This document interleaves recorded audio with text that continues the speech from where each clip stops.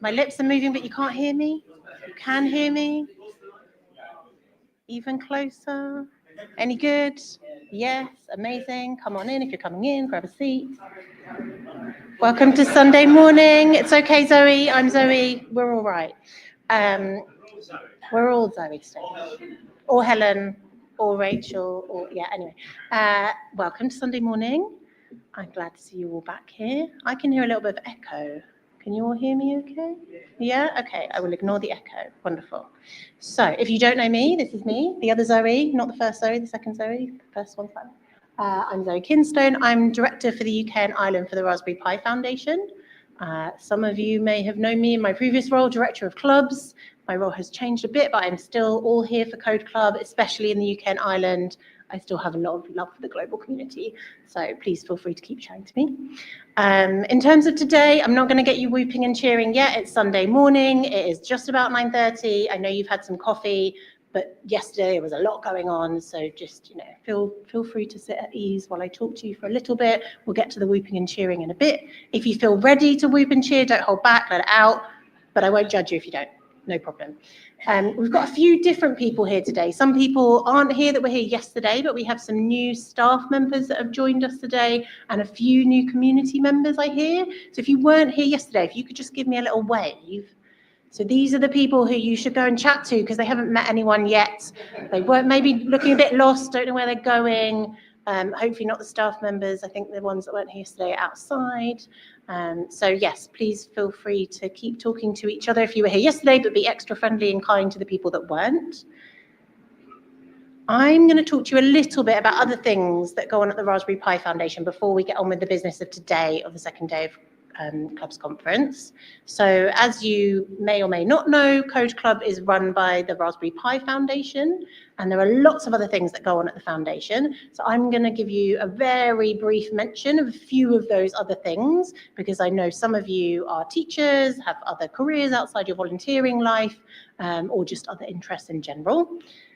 So the first thing is, in terms of teaching computer science, if you are a teacher either here in the UK or elsewhere in the world, or have an interest in teaching CS or blurring the lines of your Code Club, these are the things for you. So you may have heard of the computing curriculum, free resources, available to access, whether you're a teacher or not. Everything is available on the Raspberry Pi Foundation website. And we also offer a range of professional development opportunities, and we are soon to relaunch our online courses later next year, so keep a lookout for that. You may have come across some of the things that we do for Code Club specifically, but there is a whole host of other courses and modules out there, so please do check that out if that's of interest to you. And Ada Computer Science is what we call our online textbook. So this is something that is focused in terms of our work in England and Scotland, but as always with all of our things that we do, it's freely available globally as well. So it's mapped in terms of content to GCSEs and A-levels and nationals and higher for Scotland, and you'll see all of the exam boards on there if that's where you are working. A couple of other things to mention that aren't on the slide that are specific for the UK. So we, as Raspberry Pi Foundation, are the provider of BEBRAS in the UK. That's a computational thinking competition. Some of you may have been involved and not known it was anything to do with us as well. There's a little beaver. I'll leave that for you to work out if you don't know what I'm talking about. That is a global program, but we are the provider only in the UK, and is kicking off for 2025 in a couple of weeks on the 10th of November. It runs for 2 weeks till the 21st, so you're not too late if you want to get involved in that for this year. And one last thing, super specific, if you are in or from or connected to Manchester, we have something quite new and exciting going on in Manchester, so please find me today and I will talk to you a bit more about that. Okay, something else to mention, I know a few of you have heard about this, Experience AI, been around for a couple of years now, but getting more and more global and massive as the years go on. So again, freely available to everyone, whether you're a teacher or not, but this is focused on teachers in classrooms teaching about AI literacy. And we've developed the content in partnership with Google DeepMind, but we are delivering through partners in terms of teacher training in many countries around the world now. In the UK, our partner is called Parent Zone, so you might have come across them delivering some training, and in Ireland we're working with Kinea. So I won't say anything more about that, but please feel free to look it up and have a go. And then last but not least, this is our newest offering. This has very recently launched in North America, so in both the US and in Canada. This is an integrated CS curriculum. So that means teaching CS concepts in other subjects, so including the more obvious like maths and science, but also music, art, a whole host of different things. Again, freely accessible to everybody. We are going to be launching additional support for this in Ireland. We don't currently have plans for that in the UK, but if you are interested or you want to know more, please feel free to come and talk to me about it at some point today. There are also lots of other things going on, so please feel free to always check out the Raspberry Pi Foundation website or come and talk to any of us and we can point you at different staff members if people don't know about the particular thing that you are interested in. That is all that I'm going to say about other things that we do. So, yesterday, most of you were here. We had a great time. I wanted to just share a few of my reflections from the sessions that I was in and the conversations that I had. I know that you will all have plenty of different things because there was so much going on. The first thing was I was in a session about robotics. There were lots of great conversations. One of the things that struck me is that you can be involved in this community and in the world of tech for a decade or even more, and there is still more to learn. There are new developments, there are things that you have never heard of that other people have been using for years, and that's okay. And the space that we've created here means it's all right to have those conversations. This is the first time you've heard of Lego doing this or a Crumble doing that. This is the space to talk about that, and you can keep learning from here. If that is your bag, we have a couple of sessions coming up after me this morning, one focused on Arduinos and the other on Raspberry Pi Picos. That's the 10 o'clock sessions in some of the rooms down the corridor. The second thing that I was in a conversation about that I thought was super helpful and interesting is the drama, the trauma of schools blocking things and how we as an organisation could support that more. So one of the things we shared yesterday was a how-to guide for if you want to use this bit of our content on Code Club projects, this is what you need to get unblocked. So this is, we're talking about software, but also whitelisting websites. So thinking about how we could do more to support you with that, to make it really easy to persuade your in-house IT tech or for them to persuade the head teacher or whatever the setup is in your school. And I know that that is something that causes a lot of, takes a lot of your time and is quite frustrating for a lot of people. Something else that stayed with me was from Dale Lane's session, who's out there somewhere today, yeah. The description of a language model as a statistical next word guesser. I want to get better at saying that, but I'm going to take that away and use that because I think if you're old enough to understand all of those words, that's a really great description of understanding what it is. It's not a real thing that's talking to you. It's just a statistical next word getter. See, I need to practice. But that really stuck with me. And then all the bits in between, all the little conversations in the corridor, waiting outside a room while you're having your coffee. It's just so wonderful to see new faces, people that have been here the last few years, just be around all of you. There's always new connections being made, both for me and for everybody else that's here as well. So yeah, just an absolute pleasure spending time with you all. So it wouldn't be an intro to Sunday morning without a few photos of yesterday. This is when I'd like you to get your enthusiasm ready. If you see yourself on the screen, give me a whoop, give me a hooray, stand up if you want to, maybe a wave. If the person on the screen is someone that you know or spoke to yesterday, or maybe you've just seen, please join in, give them a bit of support and enthusiasm. These are not all the photos from yesterday, there's loads more. I've just picked a few that came at the end of the day. So get your hands ready, get your voices ready, here we go.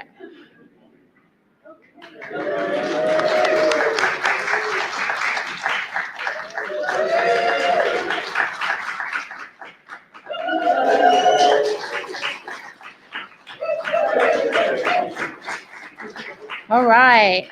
And if you didn't see yourself there, today's your chance. Grab one of the roundels, grab a camera, share your photos with us. We would love to see you. And if you want another chance to connect with community members outside of this, a few people asking yesterday for this link. So please feel free to note this down. I can see a few people taking photos. We can share it with everybody after the event as well if you missed this, so please don't worry.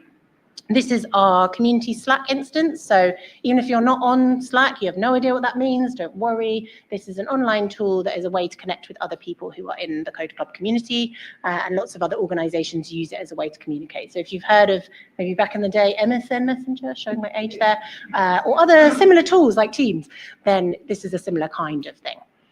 Okay, so what about today? We're all here. I'm going to give you 2 minutes to turn to someone next to you, ideally someone you don't know, same as yesterday. Say good morning, find out if they've had their coffee yet, see what they're looking forward to today, and then I will call you back for a little bit more of an intro to what's happening today. Go for it, 2 minutes.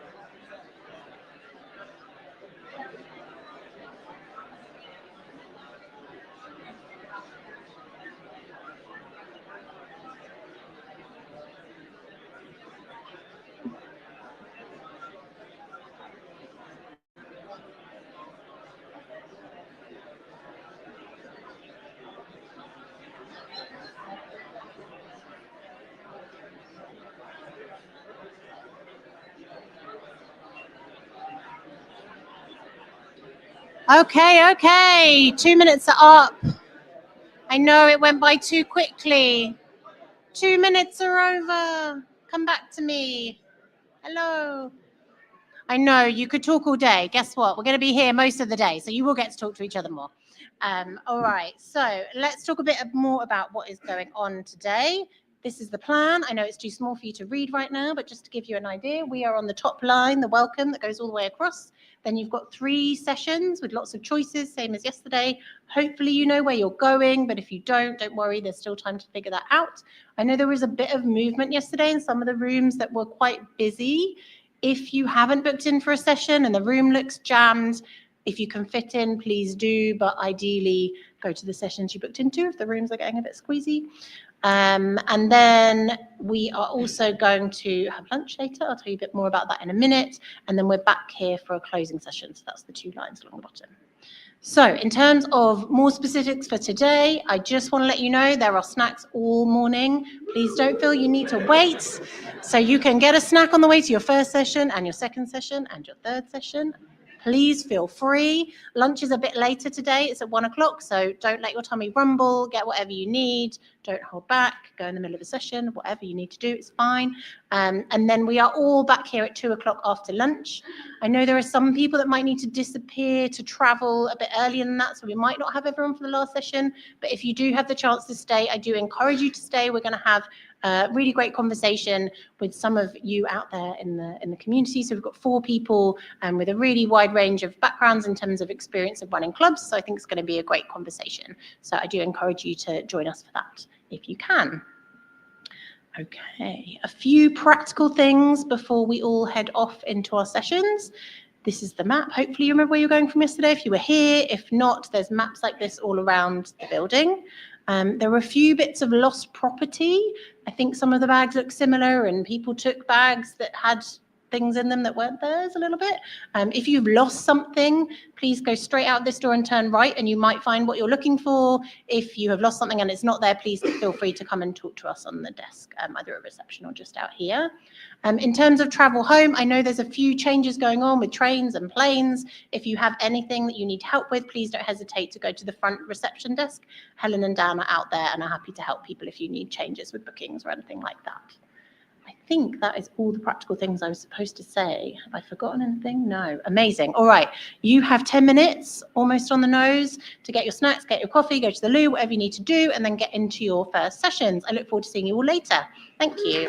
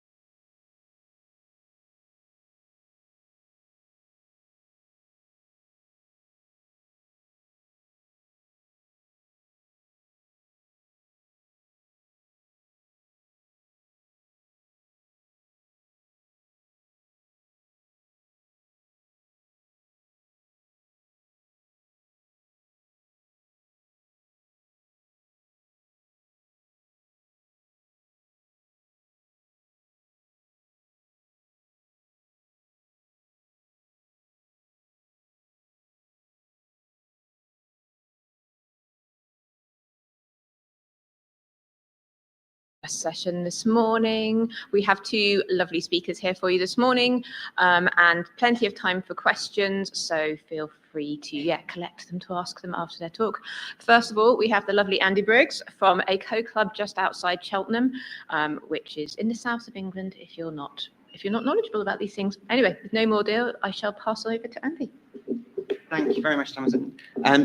Thanks very much for coming to see the talk. I was a little bit worried that everyone would be taken away by the draw of exciting workshops. So I'm glad to see there's so many people come to see this. So this talk, it's about unplugged learning, so sort of teaching tech without using any tech. But it's also about cybersecurity. And this is, so my day job is in cybersecurity. I think it's a really interesting subject. But it seems to also be one that we teach in quite a boring way. Hands up if you have to do a sort of annual sort of security review where you sort of do a refresher about these are the dangers of phishing emails and the like. Yeah, we've got 1 or 2 hands up. Right? Keep your hands up if it makes you feel like this.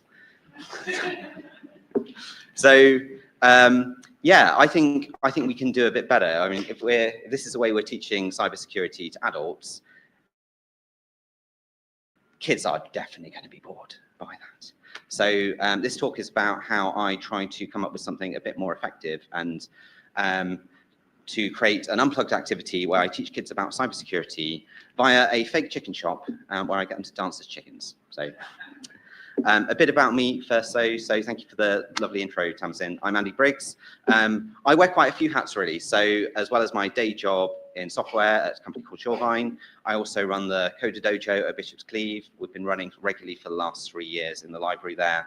But I also do a bunch of other sort of STEM ambassador volunteering, and I'm starting to put some of that up on YouTube as well. So a little plug for the video I've done for the escape room, which I presented at CubsCon last year. Cool, yes. So I wanted to sort of present this case study to talk about the activity that I came up with. But one thing I would say is while I have all those hats, one hat I don't wear is sort of an expert at teaching.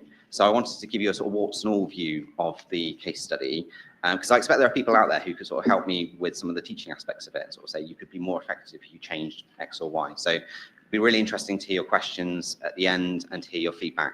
So yeah, really keen to hear that. So this activity was actually something I put together for one of my other STEM Ambassador volunteering events. It was something I produced for an event called Empower, which is part of the Cyber First program. Are people familiar with Cyber First?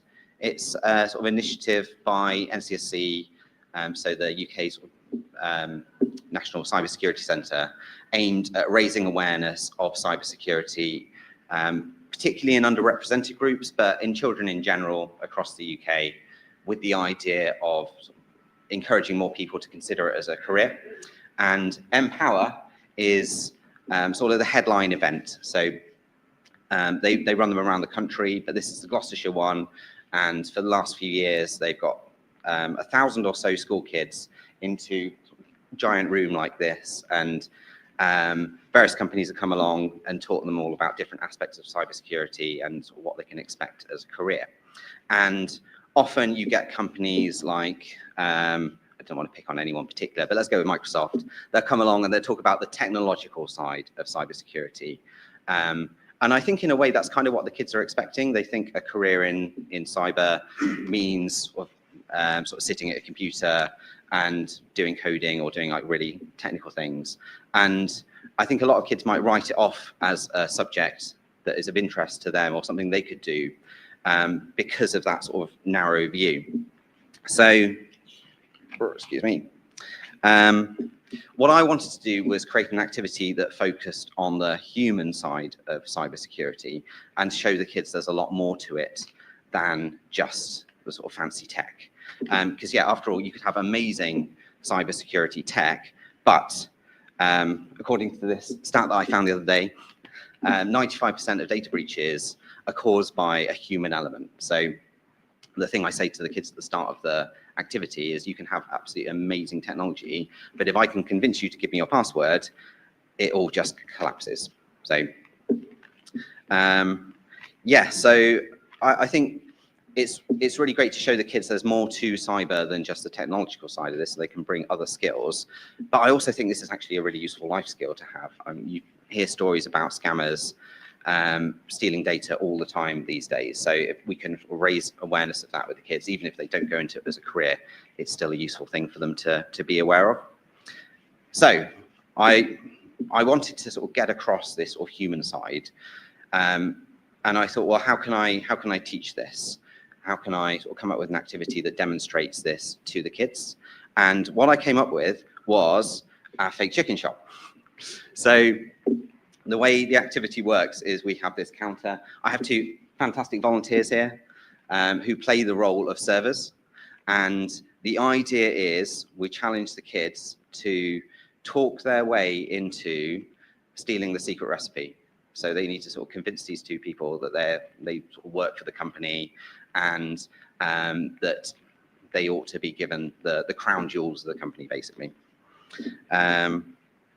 Yeah, so this was actually last year when we ran it. The first time we ran it initially in the racecourse in Cheltenham, weirdly at a William Hill counter, so we had to sort of cover up all the betting signs and everything.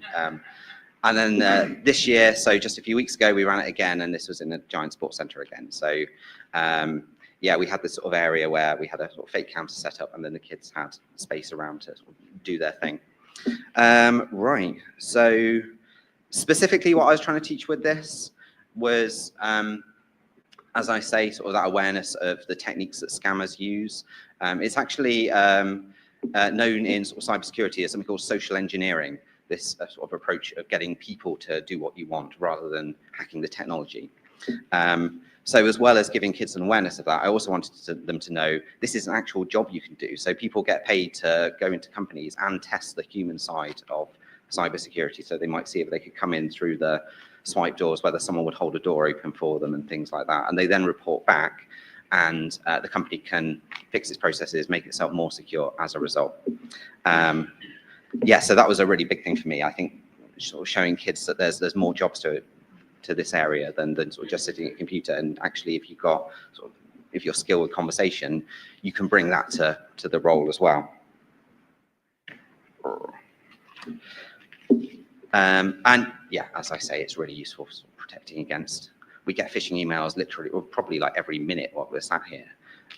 More phishing emails are appearing in our inbox, so it's a really useful thing. I did originally think about whether this could be a sort of AI-based activity, and the kids could write or sort of craft their own phishing emails, and you could have an AI evaluating it. But I thought it's the same concepts that you could teach in person, and it's much more enjoyable to get them away from the computer screen, and a lot simpler to do as well. So yeah, much easier to sort of teach a volunteer how to respond rather than train an AI. Interesting idea though, and if anyone wants to have a go at that, definitely let me know. Yeah, so how does the activity work? I think a really important part of it is I start it by giving the kids an introduction, because being honest, it's a really mad thing to ask them to do. And the night before I ran it the first time, I was a bit worried that they just wouldn't get it and they'd look at me really blankly and be really confused. So I do a sort of 2-minute intro where I explain the lessons really that they're learning and sort of emphasize the fact that these are jobs you can do in the field. So get across those key points before chaos ensues and they run off and jump into the activity. And I think that does a really good job of setting the scene. They all seem to sort of know what they're doing after that point. Yeah, the other really important thing actually is I make the point that we are testing security, and these are not things that they should go and replicate in the real world. And when people do this as a job, they have explicit permission from the company to do it. I think that's really important because obviously they get into a lot of trouble if they go into an actual KFC and try and steal the recipe. But also, it's really unpleasant for the people involved, like the people who are sort of subject to these tests. It's not nice to feel that you've been tricked. And so we should only do it if we absolutely need to, and if there's a sort of positive reason that's going to come out of the other side of it. So yes, I give the teams that intro. I then tell them they've got 20 minutes to try and talk their way into getting the secret recipe, and we'll go through in a second all the steps they need to follow to do that. But the other key thing here is I also give them printed instructions, because it was really important to me that this activity was about practicing those sort of social engineering skills. It wasn't about finding out what they were meant to be doing. So I think perhaps you could have a sort of another activity where there's more sort of, it's more up to them to sort of solve the puzzles and work out what they've got to do. But for this, I wanted it to be really focused, and I wanted them to know what the next step was at each point. Yes, so step one, they have to case the joint, basically. So yeah, step one, if you're looking into like, how can I sort of socially engineer this company, you go along and see how the people dressed. So I wonder if I've got a laser pointer on here. I don't know, maybe not. There's nothing on the end, so probably not. But yeah, you can see, if we come along to our chicken shop, there's a few things we can see about the place. We can see how the servers are dressed. They've got their chicken headbands on. You can see they're wearing a certain color lanyard. They have an ID. There's a few other things we can see here as well, though. There's a few bits of documentation left out on the counter. And these are actually vital parts of the puzzle. The first step for the kids is they're going to have to steal these bits of information, but the servers won't just let them walk off with them. They'll say, no, what are you doing? So they're going to have to cause a distraction. And the kids were absolutely brilliant with their creativity and how they approached this. We had one kid would just do a really big order, say I want 100 buckets of chicken, and so the servers would have to turn around and then spend a few minutes doing that. One of them pretended to be the food inspector, and yeah, one of them faked a medical emergency with a rubber duck that they got from one of the other activities, and I think they were there doing CPR on it. So they have loads of fun with this part, and actually sometimes they have too much fun and they forget that it's a distraction. And they'll sort of do it, and then they'll come away and think, oh, I was meant to be stealing something. Yeah, so once they've done that, what they come away with is the chicken shop employee handbook. There's lots of useful information in here for them, things like what the name of the company mascot and the dress code and stuff like that. They'll come back to that later. They'll need to put that into practice. And also, there's this little secret recipe release approval form, which looks incredibly useful for their goal. So after that part, they've stolen both of these things. The next step is to conduct research on the company. So these days, an attacker would do this online normally. You'd look on a company's social media, or if you're trying to phish a particular individual, you'd look on their social media and try and find information about them that you can then use to make your request sound legitimate. In this case, because we're entirely offline, I created a newspaper. And there's an article in the newspaper about the CEO, who's the chap in the outfit there. It's a fake story here, which is about a charity donation. And maybe the CEO has given away a bit too much information there, because there's a signature on there, and also his name appears in the article as well. Oh yes, there you go. The next step is they need to look the part. So from their research at the chicken shop, they saw that the servers wear a certain color lanyard, and also they have an ID. And there's a big stash of lanyards that I put out on the tables, so they have to choose the right color one for this. And there are also these ID forms for them to fill out as well.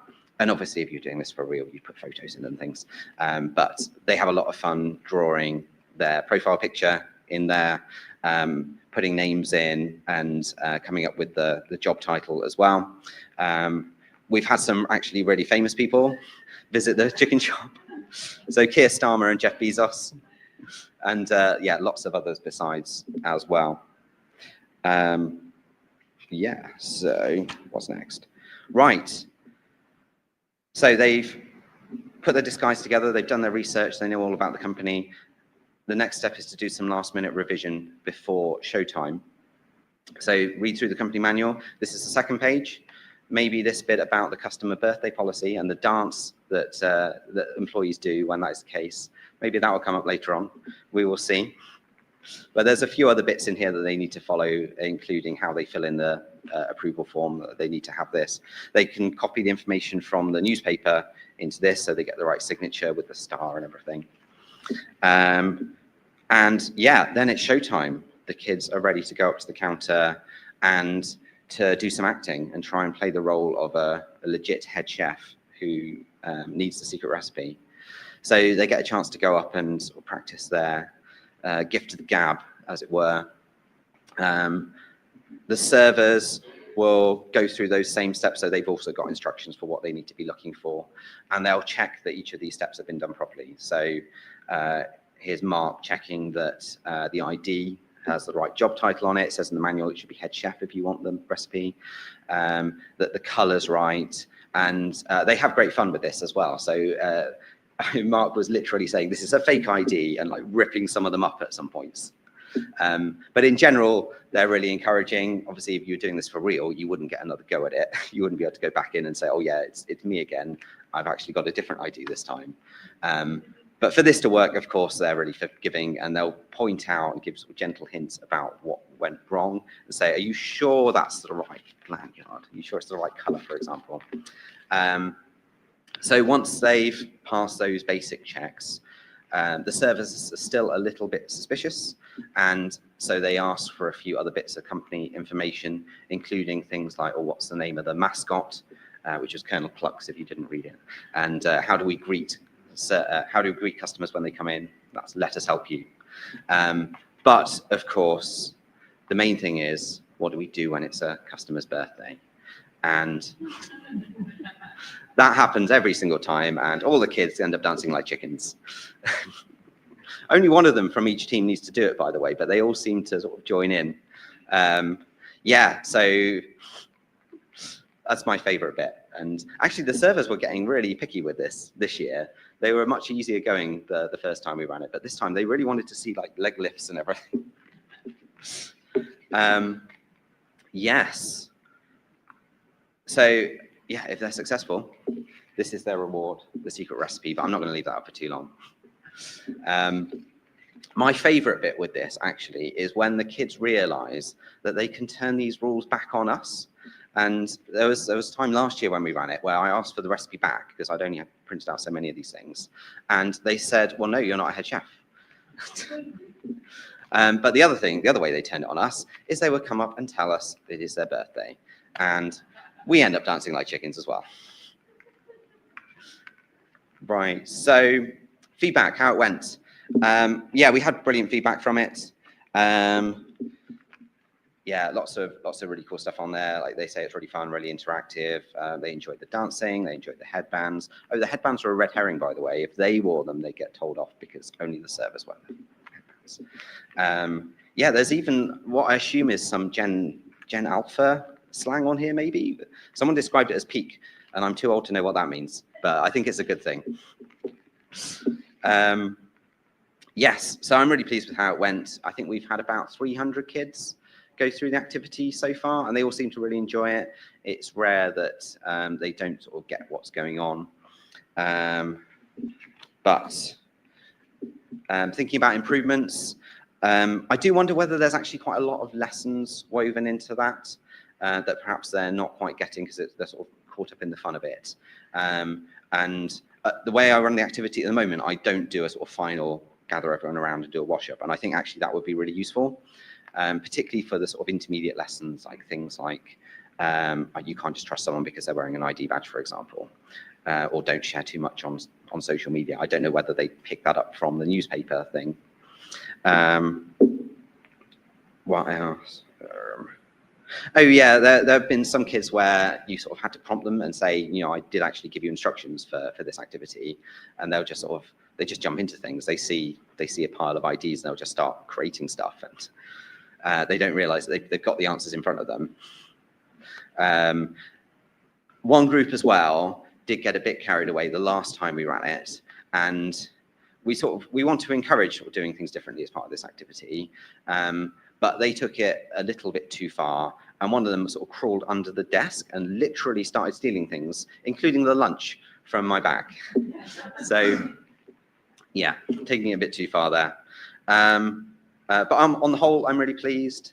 My plan is to do a YouTube video about this as well, where I'll hopefully be able to communicate some of those sort of intermediate lessons a bit more and get those points across as well. But yes, I'm really, really happy with it. And if it inspired just one kid to consider a career in cybersecurity, then it was well worthwhile.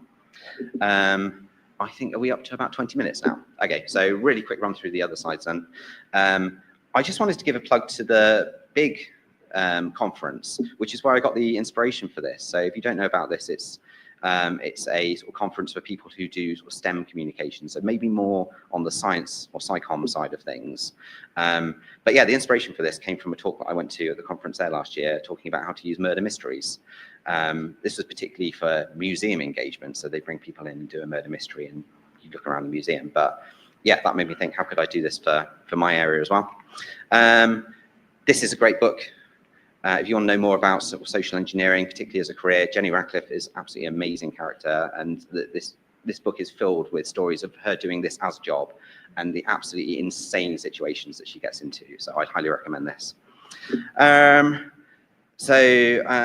was going to talk about why I think unplugged activities work really well, but I mean, I think that the gist of it is it's nice to get away from screens and do something physical, get the kids sort of moving around.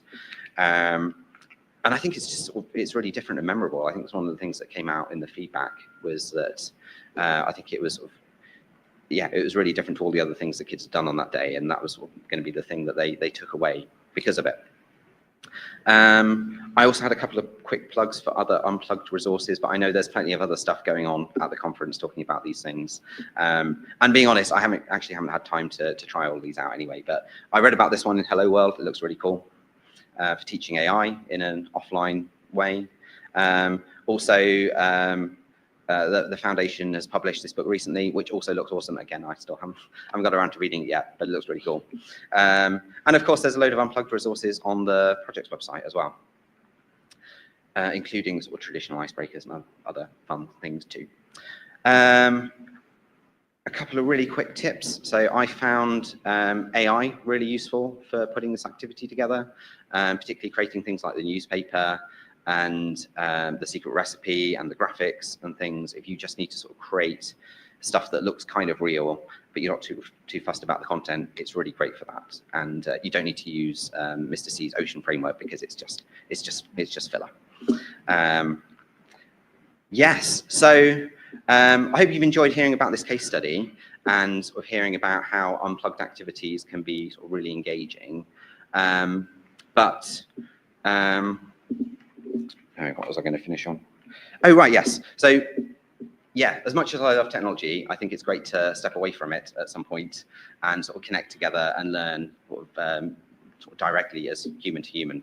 So my goal with this was to inspire kids to consider a career in cybersecurity and technology more generally. I hope the activities achieve that, but I also hope this morning I've inspired you to try out unplugged activities and also to try something that just sounds a bit weird. So yeah, give it a go, dance like chickens, you might enjoy it. Thank you very much. One last plug as well. Links and social links and stuff are up there. You can scan the QR code or take a picture of the screen. I am planning to share all the resources that I used in the chicken shop, so if you wanted to have a go at recreating it. But I haven't had time to do that yet either. But it will be up on that links page at some point in the future. Have we got 5 minutes for questions? Excellent. Yeah, any questions? Oh, do you need?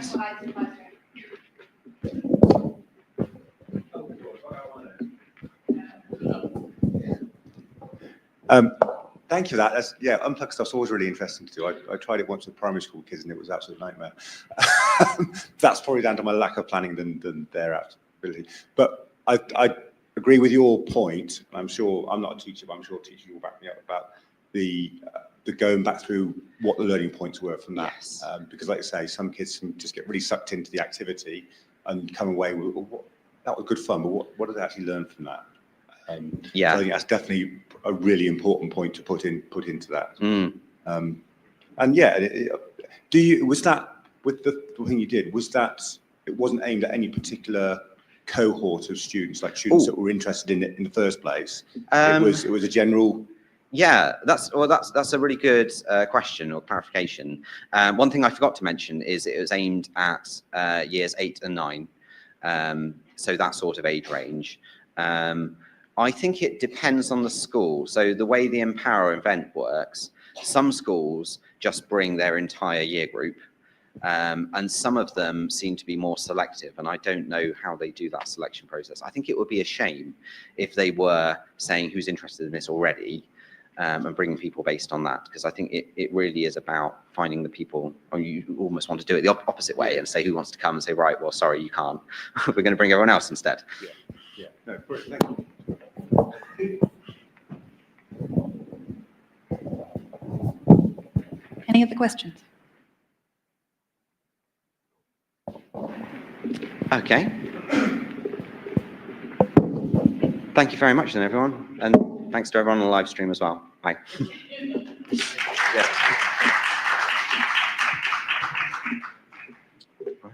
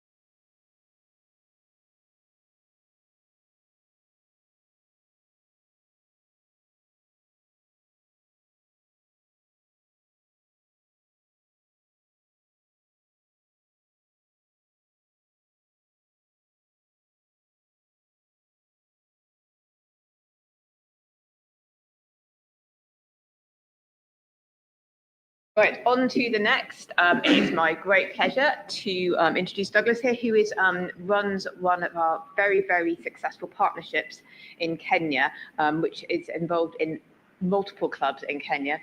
And yeah, so it gives me great pleasure to hear what you've got to say. Thank you. Hi, everyone. My name is Douglas Monge, and thanks for coming for this session. We run a code club, or rather, the founder of that organization called Owas Madare. And Owas Madare, we use technology to improve the lives of vulnerable children living in one of the most difficult, or rather, informal settlements in Kenya. And today, I want us to, just share with you on how kids are learning computing outside the box. And later on, I'm going to share one of the boxes that we face in Mathare Slum and how we are going through. We are privileged to be one of the computer clubs that were initially set up in Mathare Slum. But now we have several, but ours, as compared to other computer hubs, is much more, we have like state-of-art modern equipment as compared to others. And just to give you a little bit about the background of Mathare Slum, like I mentioned, is one of the biggest informal settlements in Kenya. We are situated a few kilometers away from the central business district.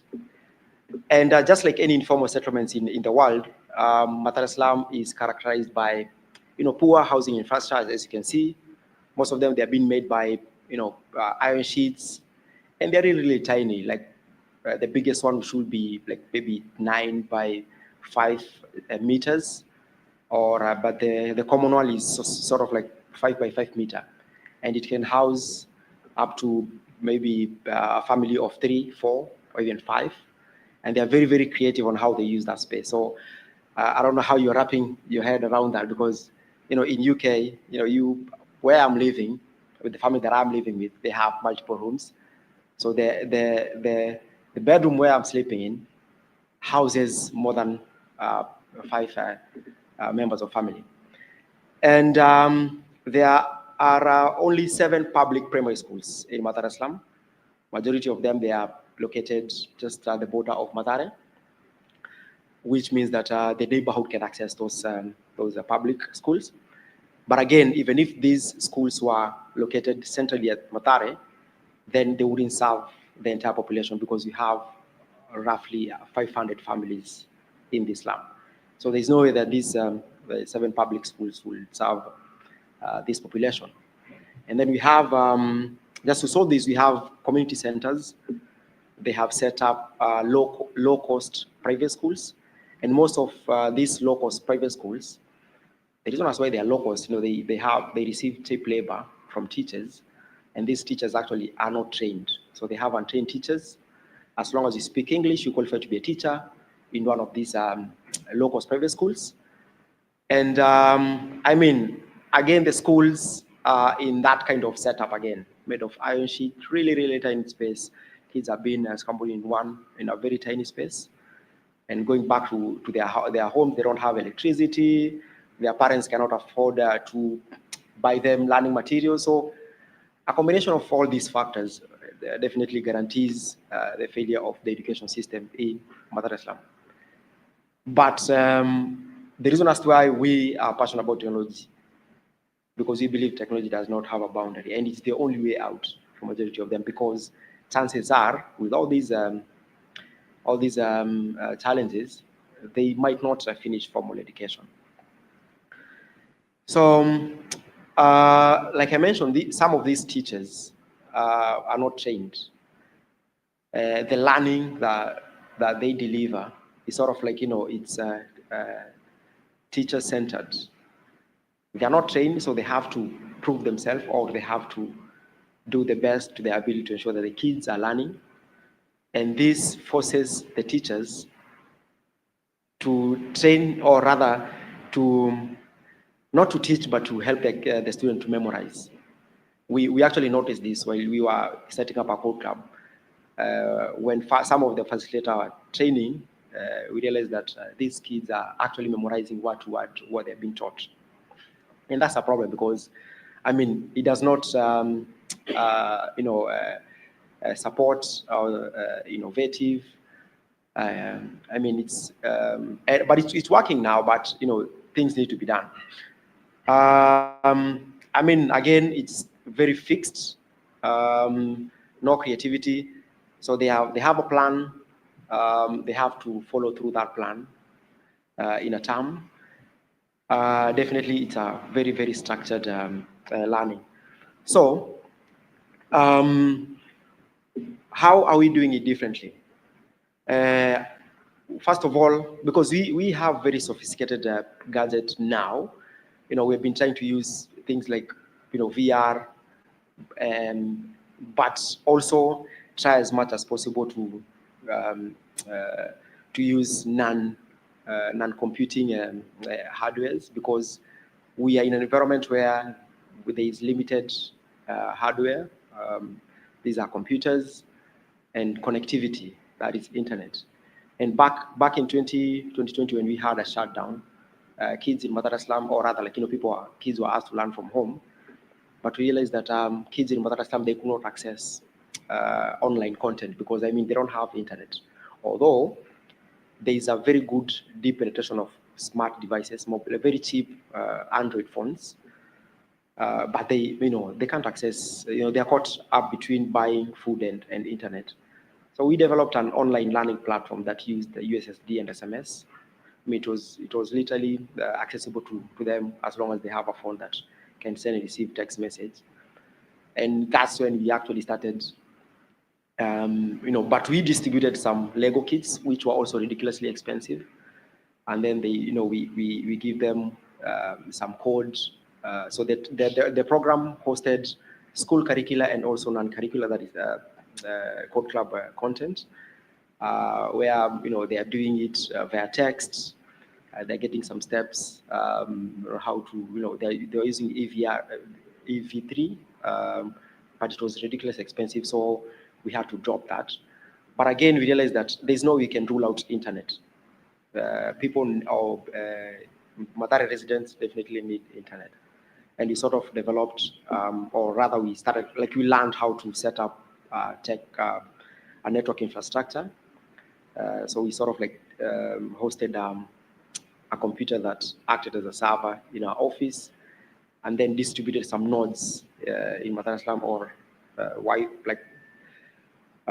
access points, Dar es Salaam, and then they could access that. But we had to sort of put it down, because we needed a license. We didn't know that we needed a license from the government to set up that kind of infrastructure. but now we have a license and we have deployed a very good Wi-Fi infrastructure. But the point I'm trying to say is that we live in an environment where there is no accessibility to tech gadgets and tools. We are very privileged to have this, but in other just nearby, because the Madara slum it's a collection of many slums. So the nearby slum, they do not have access to whatever we have, and you have to think how can they use what they have at home. So how do we make how do we excite them? How do we overwhelm them, if not whelm them, to come and join Code Club?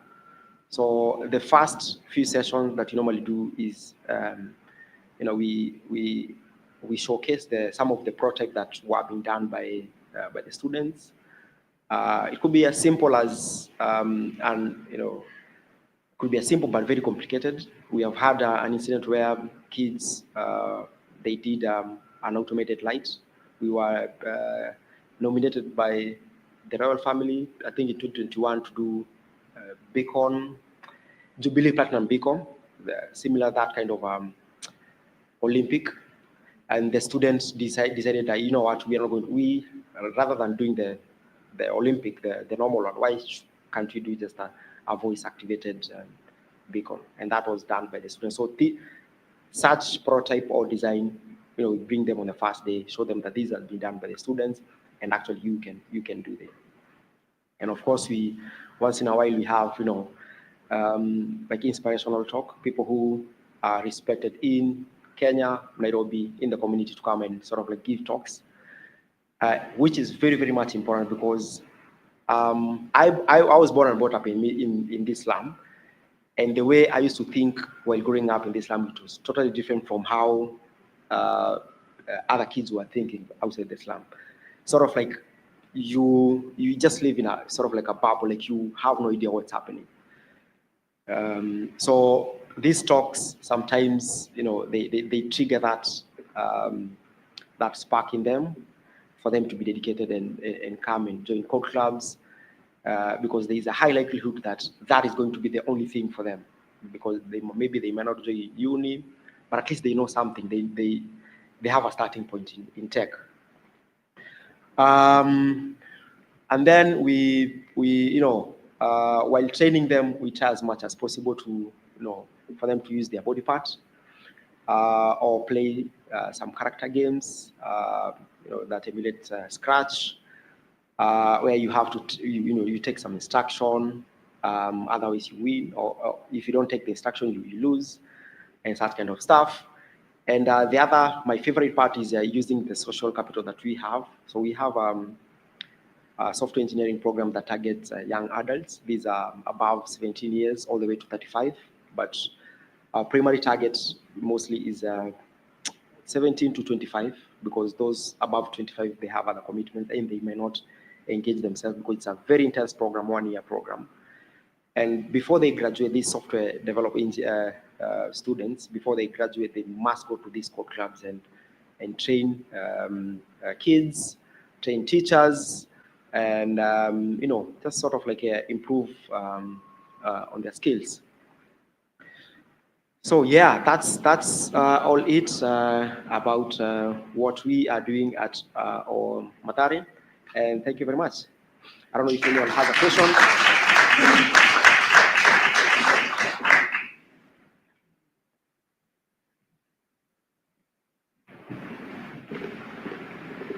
Thank you very much.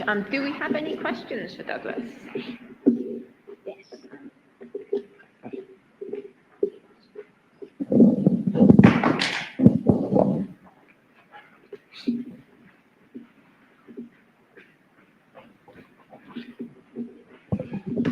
Hi. Firstly, I think Fiona from the Peterborough Coder Dojo came out to Kenya recently, so she'd want me to say hi. Thank you. Secondly, as a teacher in the UK, what can we do to help you? How can we get involved and how can we contribute to a program like this? One will be, we need more equipments. But I'm thinking in terms of like, because I've interacted with some of you who are running amazing code clubs or programs here. And I think sort of like an exchange program, we can do virtual calls, we can do, virtual challenges. Want to expose these kids to what you guys are doing. And also, just to sort of like challenge them. Okay. Yeah. All right.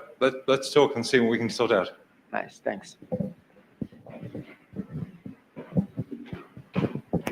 Thank you.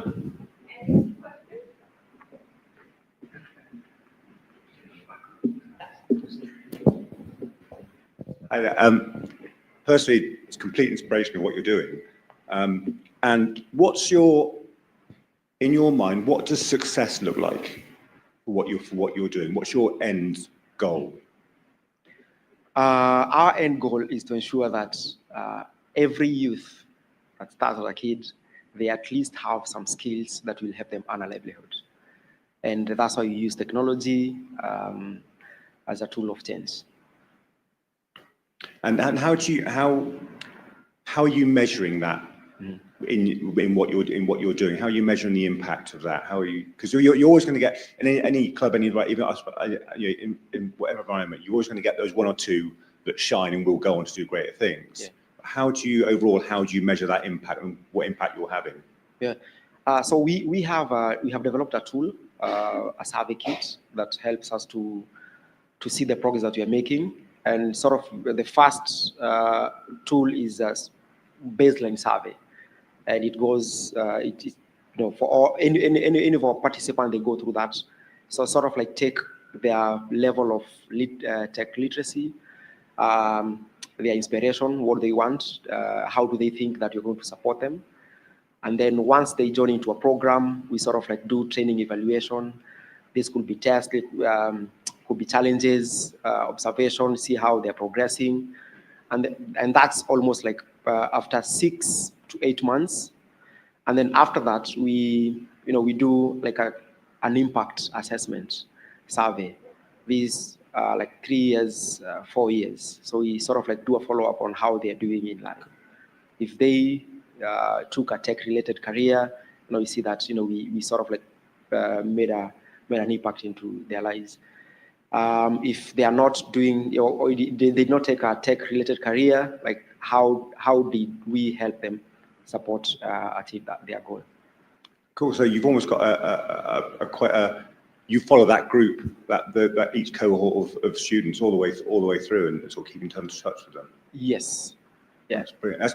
That's really interesting. I think from some of the discussions we've been having yesterday were around how do we track students' progress and stuff like that, and perhaps that's something we can learn from these. Yeah. Brilliant. Thank you. Yeah.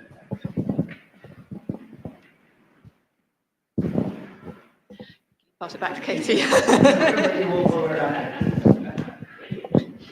So if they've gone through this and they've learned coding and stuff like that, what are the career opportunities for them? Are there careers in the local area, or is it so they can get careers outside the local area and be able to move? Or that's a really good question. We are very vast on tech, and the reason as why we are vast in that because, like I mentioned earlier, majority of them do not have an opportunity to finish formal education.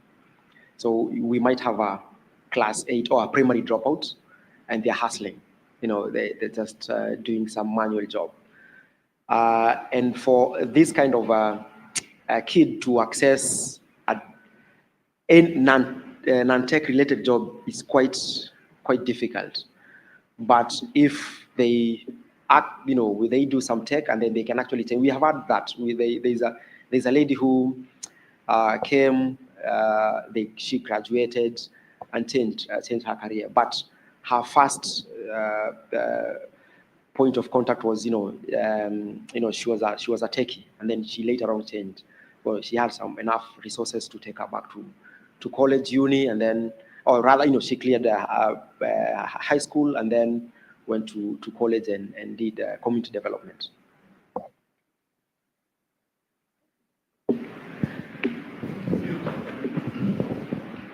Hi there. Here you're saying you're trying to expand. How do you intend to expand it more around these slum areas? And is that going to cost a lot of money or? Yeah. So our expansion strategy is first of all is leveraging on partnership, local partnership. We are working in Kibera. Kibera is actually the biggest slum in Kenya, and we are at the moment we have expanded to Kibera, courtesy of Raspberry Pi Foundation resources. But we had already identified the partners that we should work with in Kibera. So what we're doing is first, doing capacity building to schools, community centers, library, and then afterwards we look into how can we fundraise for them and get maybe a few laptops or computers, and then from there, it's up to them. All we can do is just remotely support them in terms of capacity building. That's what we do, and in Mathare Slum as well, it has worked really, really well. We have few community or youth organizations that we have trained, and now they are doing really, really well. Some of them are in tech-related capacity building. Others have gone into other in environmental soft skills, and they are doing really, really well. Yeah. Oh, thank you.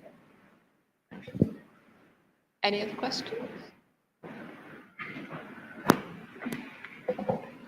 Right. Right. Well.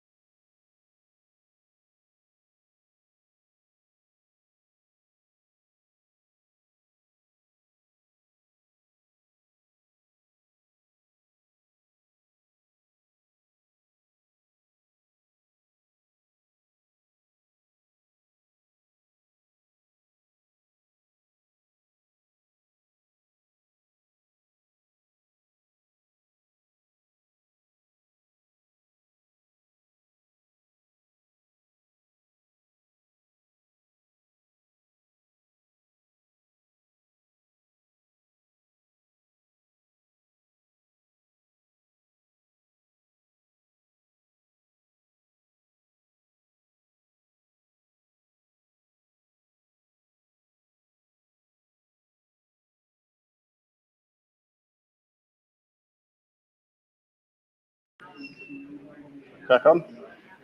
Yeah, I think we're good. Right. Hello, everybody, and welcome to the next session. For those of you who've been to this conference before, Liam will be a familiar face to you. For those who don't, this is Liam. He is the mastermind of a whole series of code clubs in libraries across Leeds, which, for those of you who are not familiar, is a large city to the north of England.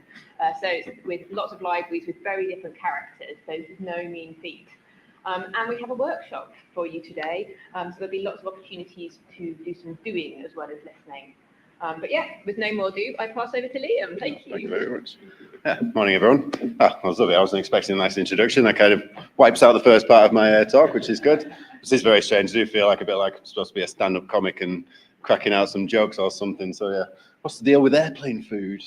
Anyway, yeah, so as Tamsin was saying, I'm Liam. I'm the Senior Librarian for Digital at Leeds Libraries. So I work in our universal offer for information and digital.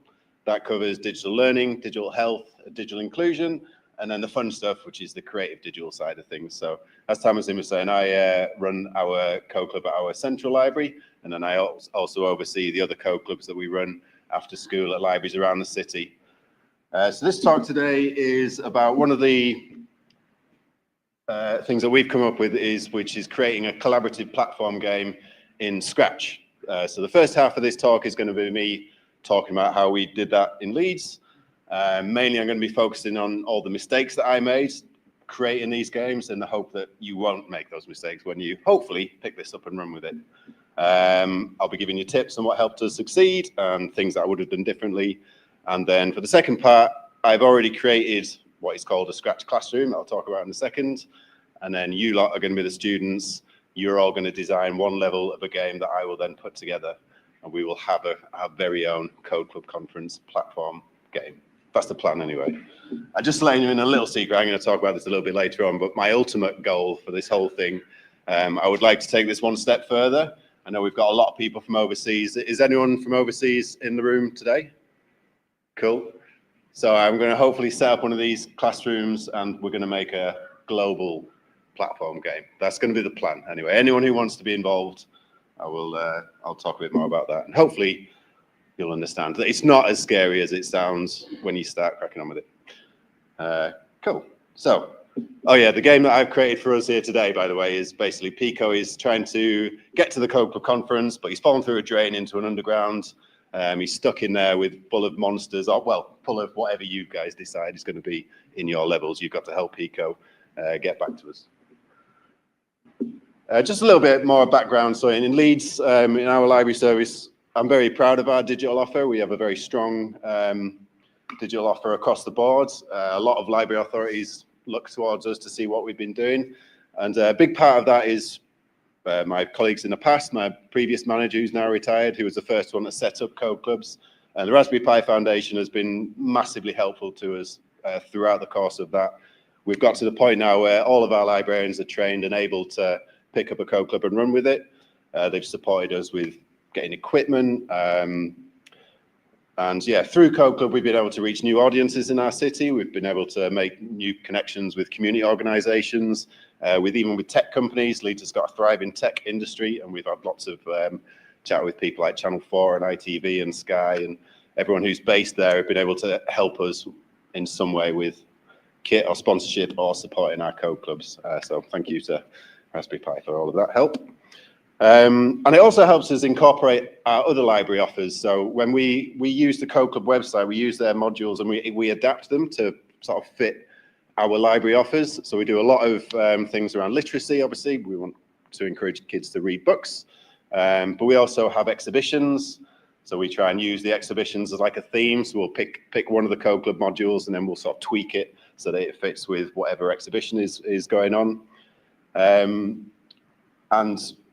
what led to this collaborative platform game was actually COVID. So when COVID hit, obviously all of our libraries completely closed down.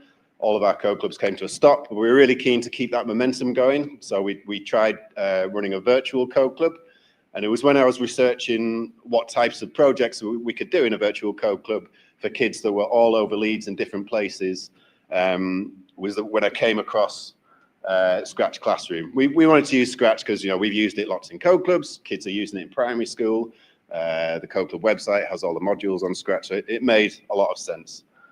So if you haven't heard of Scratch Classroom, to access it, you do need a teacher account or an educator account, which is something you request. But I'm not a teacher, obviously, and there was absolutely no issue with me getting an account. I think all of us, if we're running a code club in a library or community centre, we're all sort of teacher adjacent, I would say. So I can't see there being any issue at all with them giving you one of those accounts. I'm not going to talk so much about the actual process of getting a teacher account, because it's just filling a form. It's not rocket science. So there's a step-by-step guide on their website as well to get you through it. But what I will talk about is just some of the benefits.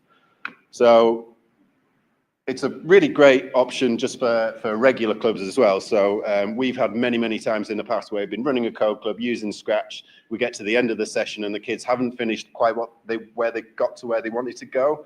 And they've said they want to complete it at home, but maybe they don't have an account because the majority of the time we're using our public PCs in libraries. Anything you download, it just gets wiped the second you log out. And we'd prefer kids not to use their personal accounts on a public device, you know, things like that. So with a Scratch Classroom, you as the teacher can create student accounts. And as long as you don't use any identifying information in the name of the student account, then that's all fine. So we, for example, we just use the library code for whichever library it's at. So Headingley Library, for example, would just be HE1. That would be the student's login. Bramley would be BR1. All your logins are basically ClubCon1, you know, nothing that's identifying. That's absolutely fine. Really importantly, you get the option to set the password, and you can then reset the password when the kids forget your password 5 seconds after you've told them, which you know is going to happen straight away.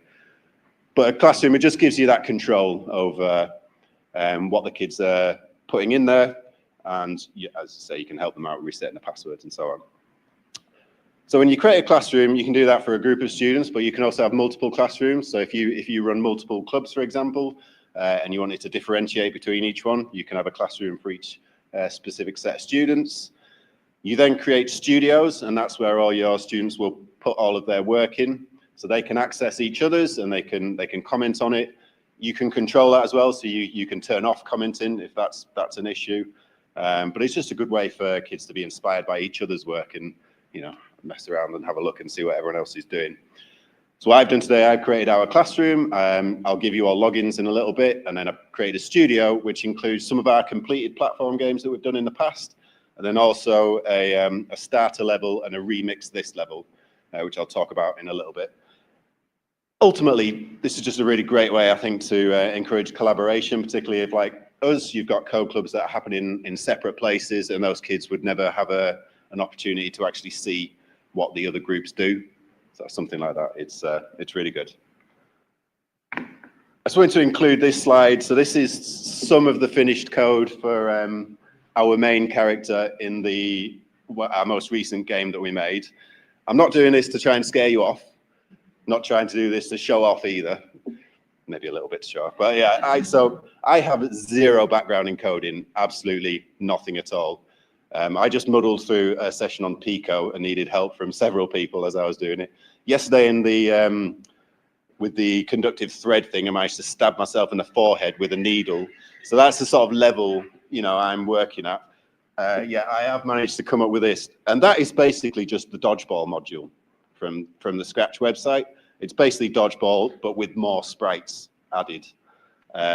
So honestly, and I bet I can guarantee you there will be many people in this room who could look at that code and say, why didn't you do this that way, do this that way? You'll be able to improve on this easily. But basically, I'm saying if I can get there, all of you definitely can. I really wanted to include this as well, because this was massively improved on the first time we did this. And which brings me on to probably the most important thing, which was all the mistakes that I made, which I'm going to talk about now. When we did the first game, so a lot of the times in our code clubs, we really want our young people to take ownership of the session. We want them as much as possible to be leading the session and to be doing what it is that they want to do. But I've been finding out more and more lately that young people actually prefer, and this is what they're telling me, they prefer having a goal, they prefer being challenged, they prefer some guidelines to at least get them going. Not being told what to do, but just having a few things in place. I think it overcomes that fear of the blank page. You know, if you want to, we all want them to be as creative as possible, but if you just give them a blank canvas and say, right, do something, you know, it's a bit overwhelming. So actually putting something in place, which I think is called creative constraints, just having a few guidelines there actually will help focus them and at least get them, you know, get the ball rolling, and they will then pick it up and run off with it. And I really, really wish I'd done it in our first game. So we decided during lockdown, the people accessing ebooks absolutely exploded. We thought it was a good opportunity now to promote our ebooks to younger readers. So we went to BorrowBox, who's our ebook provider, and they very kindly allowed us to have unlimited downloads on a book called The 13-Story Treehouse, which is by Andy Griffiths.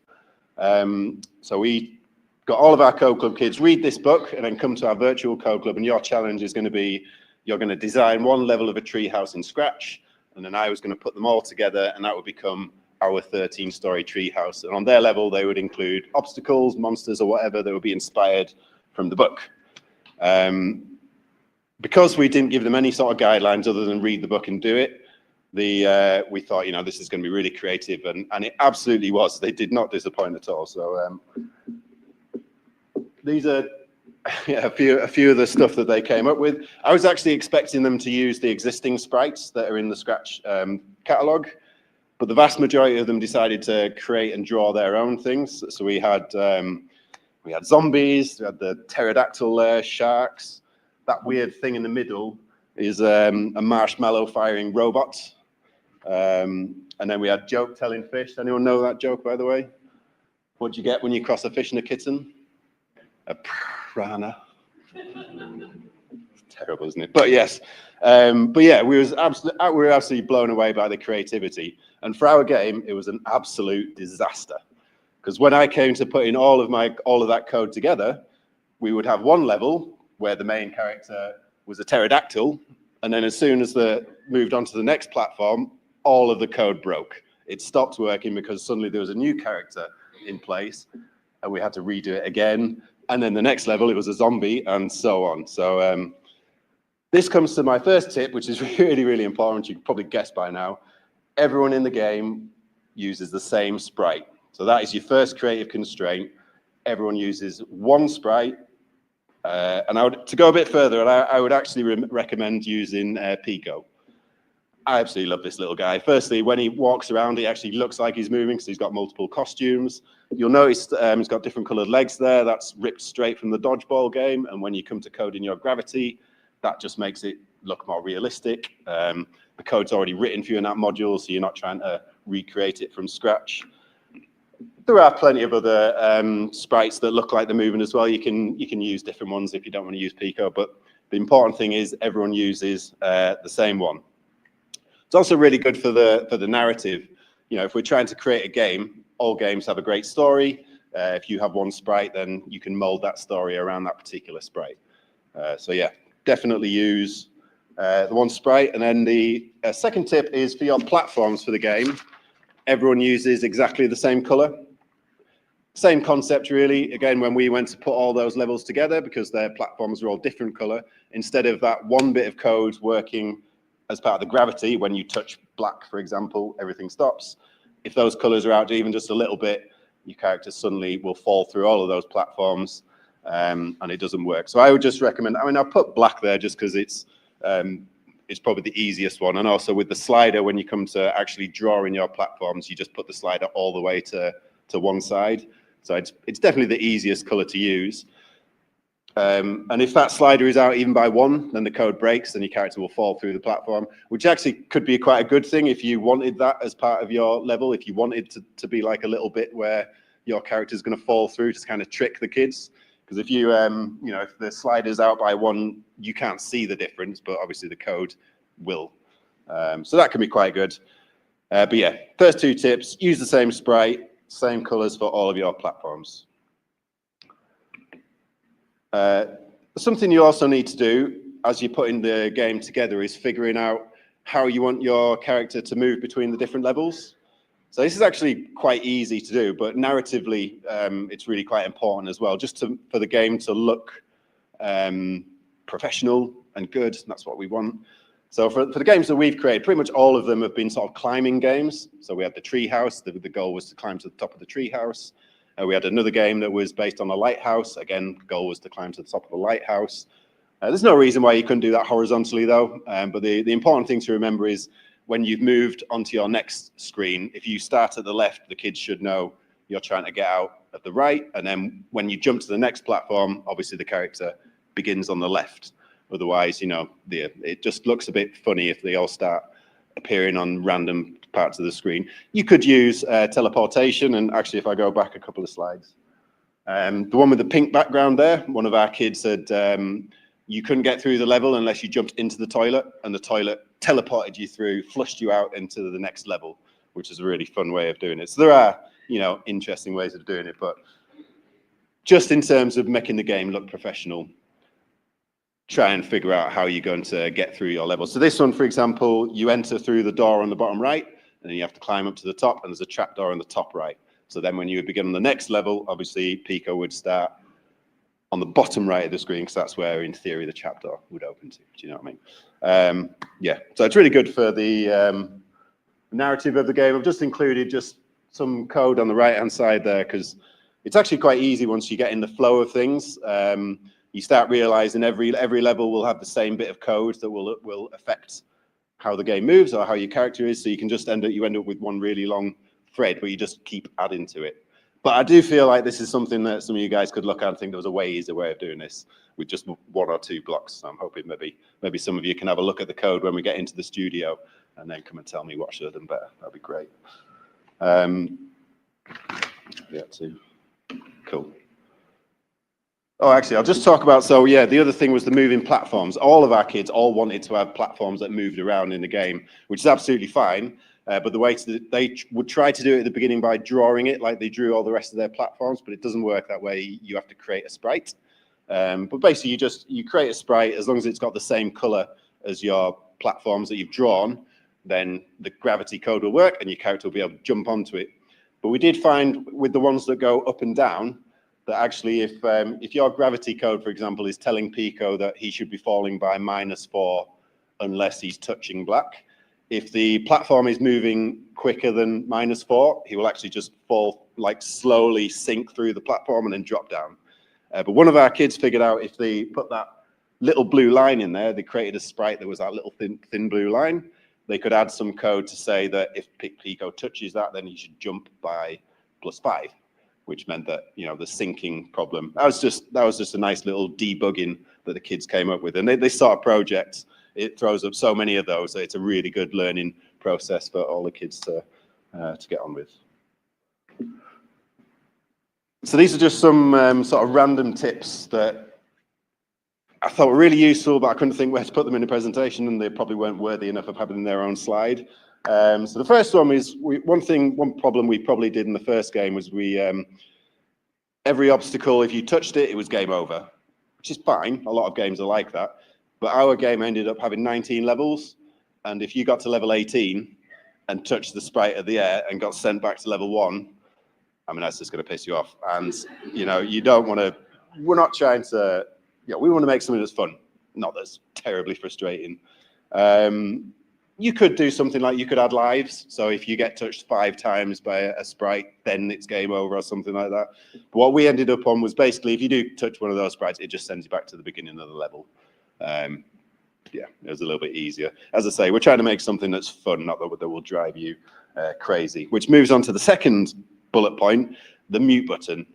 So I don't have children, but any of you who do, and I guess we all work with kids, if there is a chance to make a really loud, annoying noise, the kids will take that opportunity to make that really loud, annoying noise. So when they made their games for us, every platform screeched, everything beeped, everything, there was terrible music was added to it.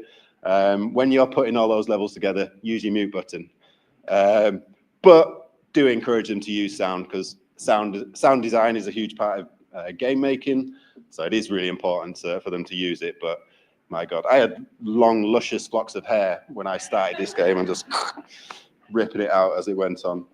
Rename everything. So when you create a sprite in Scratch, it will just give you an automatic sprite 1. If you create another, it'll be sprite 2, 3, 4, 5, so on. When you come to put everything together, you will get to a point where you need to find one particular sprite because the code hasn't worked or you've forgotten to add something. And it's much easier if that sprite is called trapdoor or handle rather than sprite 19. It's just much easier to find. Again, I'm speaking from experience there. There were lots of times where I'd forgotten to add a bit of code and it took me ages finding the right little thing. Same for the levels, because you're coming up, you'll have so many backdrops. Just call them level 1, 2, 3, 4. For some reason the kids all loved naming their levels. They spent ages coming up with crazy names for their level. Don't know why they bothered doing that, because I just deleted them straight away. But yeah, level 1, 2, 3, 4. Everything's so much simpler doing it that way. So the starter level, yeah. So in our treehouse game, we had the book that provided all the inspiration for the kids. So we didn't really have to set the scene or anything like that. The lighthouse game, we created that because in Leeds, it was the 300th anniversary of John Smeaton, his birth. Has anyone ever heard of John Smeaton? I did not think so. The kids who live in Leeds and who go to the John Smeaton School or the John Smeaton Academy have no idea either. But he was apparently the father of civil engineering. He was a really interesting guy, actually. And what we wanted to do was sort of celebrate that birth and also then encourage them to read up on him and the things that he created, one of which was the Smeaton Lighthouse. So you may have seen the white and red lighthouses somewhere in the past. They're based on John Smeaton's original design 300 odd years ago, or whatever. But with that one, as you say, kids don't know who John Smeaton is. So to set the scene and set the narrative of the game, we decided, well, let's create the first level so that they understand a little bit more. And that gave us the idea as well, we could do 2 levels. So we have the one level that sets the scene, the lighthouse, the light has broken in the lighthouse and there's a ship out at sea that's going to crash. Pico needs to save the day. And then the second level, he goes into the lighthouse, and that's where we included as many type of sort of obstacle sprites as we could, which are basically all ripped from Dodgeball, Ghostbusters, the boat race, those sorts of obstacles, and just put them in that second level, again, just for a bit of inspiration. So when the kids are designing their own level, they can think, I could take something like that, but I could make it a little bit different. I could do it this way, that sort of thing. But it was really, really helpful. And then using a remix this level. So again, with the treehouse game, we hadn't given them a backdrop, and quite a lot of the levels had just a plain white background, which, you're supposed to be in a tree. It's just white, it doesn't really kind of make sense. So, and you'll see in your classroom, I've created a remix this level, which just has, a background and one platform on it. But also I've included our chosen sprite, which is Pico, and I've already added the movement code and everything like that to him. So Pico will move around, he'll be able to jump, the gravity is all set. Again, for the projects like this, for me, the coding is obviously going to come into it as they create their obstacles, but for me, it's as much about storytelling as coming up with, a new way of telling a story through game, and also design. And we want the kids to just really crack on with that. Instead of spending maybe 20 minutes doing that movement code, they can just dive straight in. So yeah, and going back to that very first tip about everyone using the same sprite, if you've already coded it and it's there for them, they're not going to, hopefully they won't try and change the sprite and use something else. So yeah, that's what else have we got? Oh yeah, the broadcast messages and hide I found really useful, because there's times where there's little bits of code that apply to every single sprite or every level. And the one thing that drove me crazy was as you moved on to the next backdrop, the backdrops would disappear, but the sprites would always stay unless you added one code, which was when receive this message, hide. But you then have to add that to every single sprite. That was really frustrating for me until I found this glorious thing in Scratch called the backpack. Has anyone actually seen the backpack in Scratch? Yeah. See, this is why you're all better coders than I am, because I've done Scratch a million times and had never seen this little bar at the bottom of the screen called backpack. Never once had seen it. And then I looked at it and I clicked on it one day and then it opened up. And this is basically, if you haven't seen it, this is somewhere where you can drag entire strings of code, entire sprites, entire backdrops, and just put them into the backpack. you can then open a second project, open your backpack, and all of the code is just sat there waiting for you.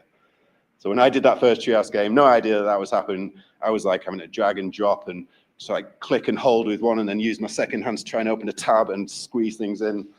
When I found out that backpack, everything was so much easier. So yeah, it's probably the most useful tool for creating a game like this is the backpack, because you can just transport everything in so much easier. I wish I'd seen that right at the beginning. That's kind of it, actually. There are all my tips, really, for how we create a game. I think I'm connected to the internet. I'm going to try and show you our classroom first. Tamsin, if you can hand out so I'm going to give you all a login. So if you want to get your laptops out and load up Scratch, you'll be given a login, and I've created some little handouts as well that'll help you with your game. And then I'll see if I can just...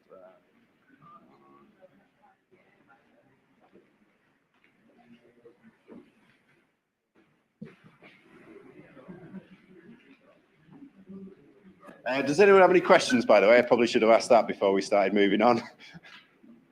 Yeah? Sorry? Have you heard of Griff Patch? No. Follow him on YouTube. Griff Patch. Scratch Master. Okay. Absolutely Scratch Master. Thank you. No. Griff Patch. Okay. I will look that up.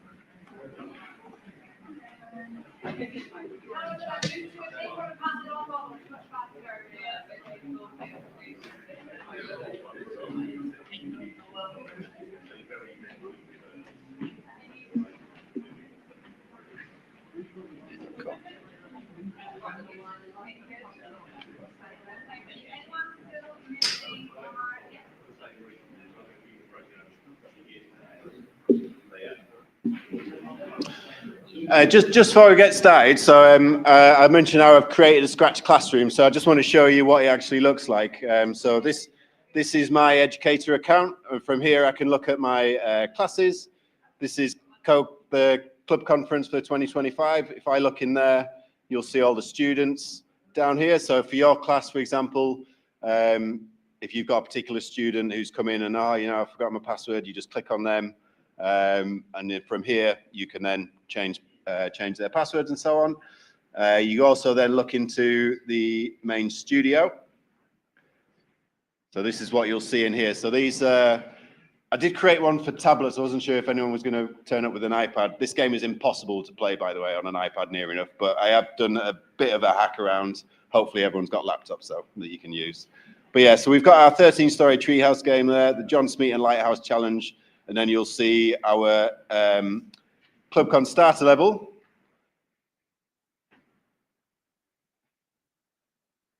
So as you can see, Pico just trotting along down Cambridge, and then, oh no, he's fallen down into a dungeon. A few little sprites coming after him.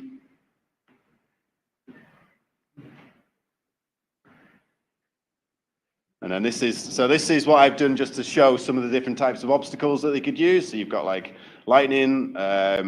This cannon is amazing. This is what one of our kids came up with. They drew this sprite themselves. And then you create another sprite that when you touch it, starts firing cannons at you. It's very cool.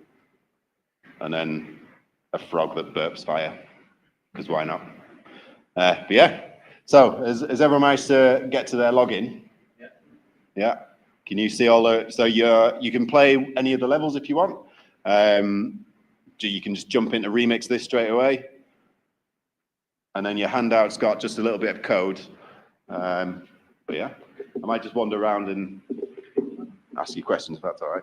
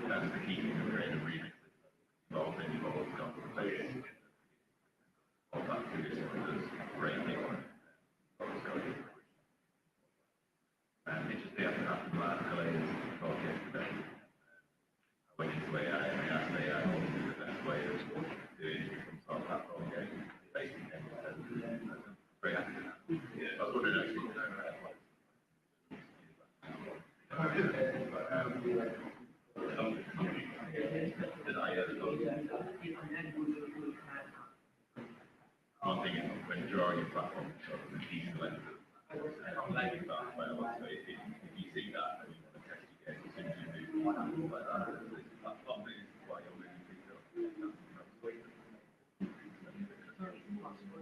get as many drops. So think about that we know people that need to have a drop. Where anything to be the level here or down here, then should something the other way. I know there's something having any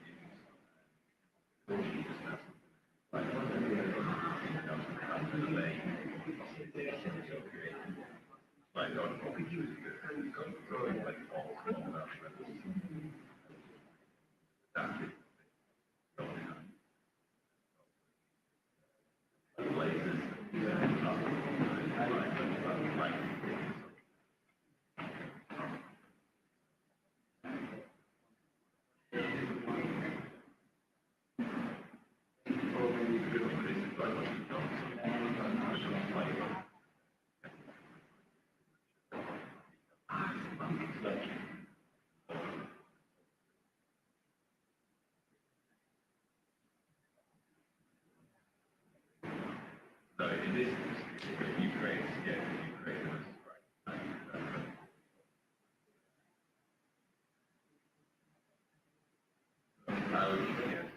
I would not create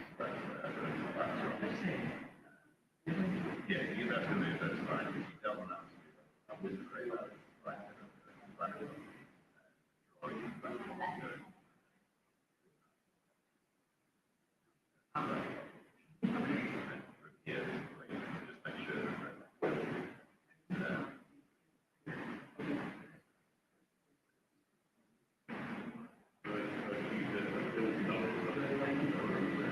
Just make sure it's all zero, so it's still there. You can click the little down arrow.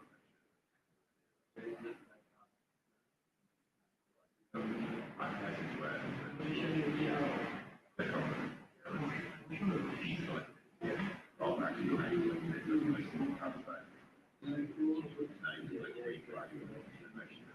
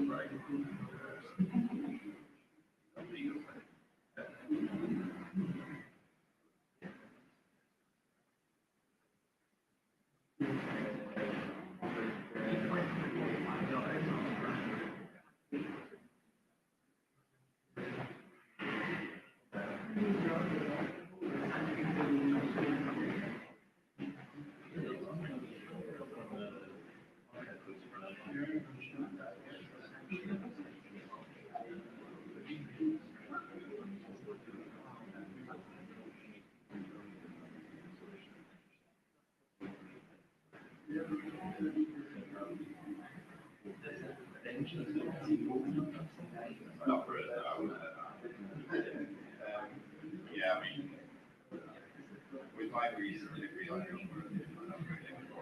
a unified.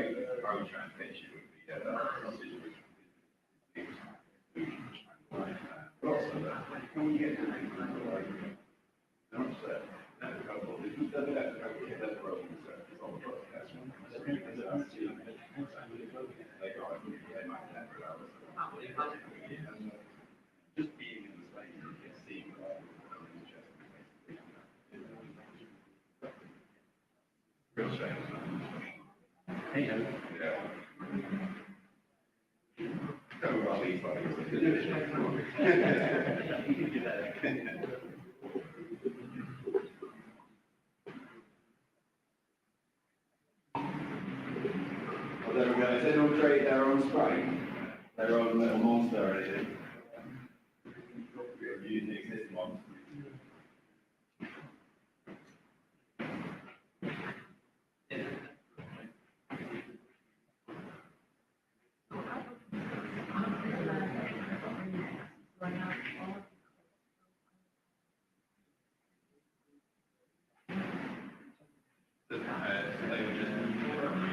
Every time you got them on the remix, you create a new level.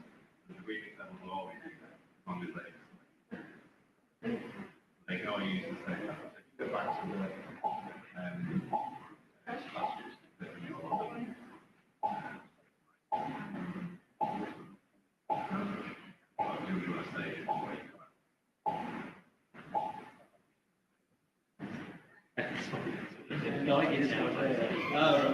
Okay, I couldn't find the wall.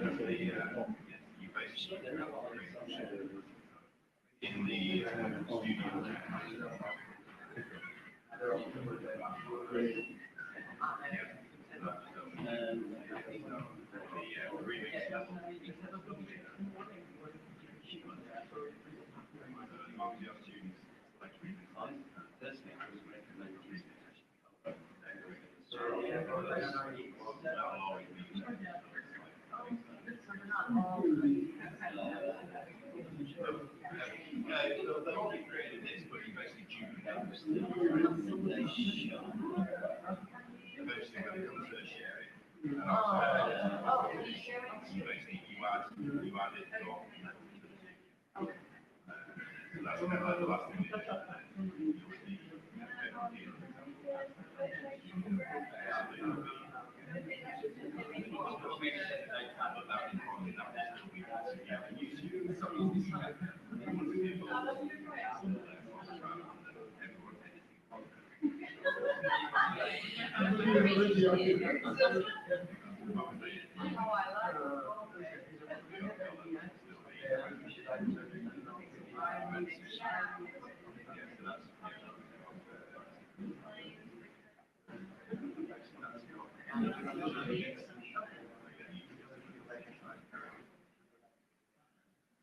With the platforms, I mentioned like keeping them all the same, but actually what you do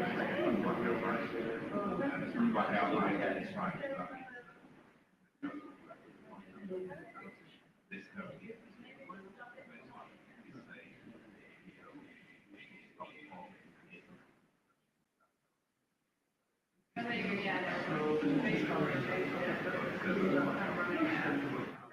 Generally just keep it all. Yeah, so.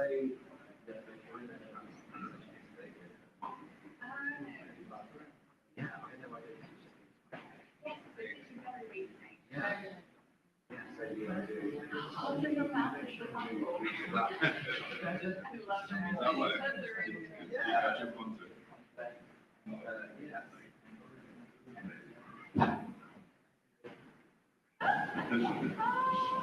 had to read your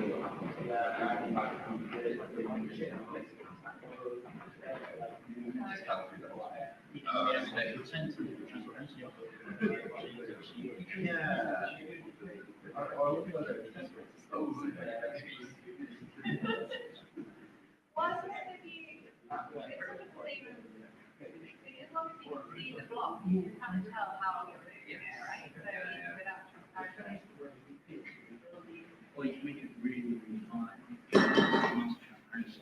Yeah. Why do you do that? It's in the video. Yeah, it's in the options. Oh, yeah. Very helpful. Oh, it's video something, not just the main something. Okay. Yeah. I didn't know whether you both.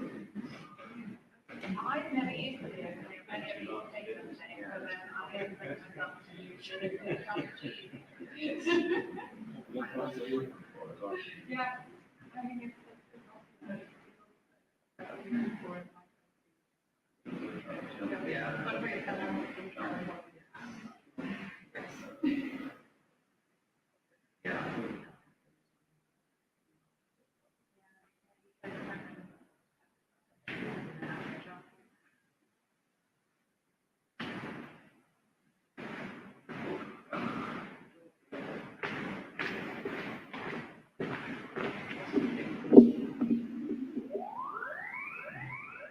I feel like I'm having flashbacks.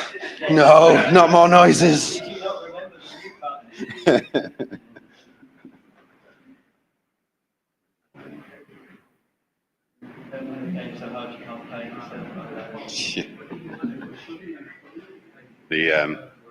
The tree house game.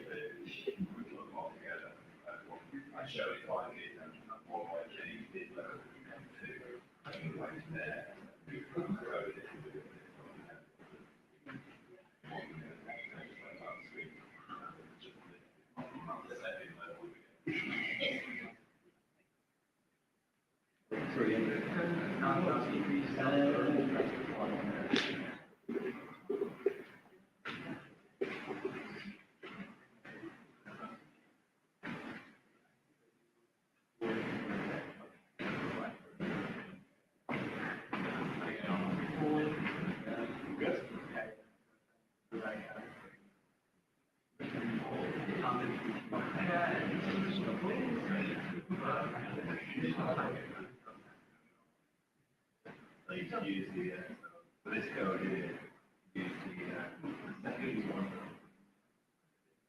Like, oh yeah, the amount of sections you can slow it down and do it more. So just wait once, you can make it wait for a few seconds and then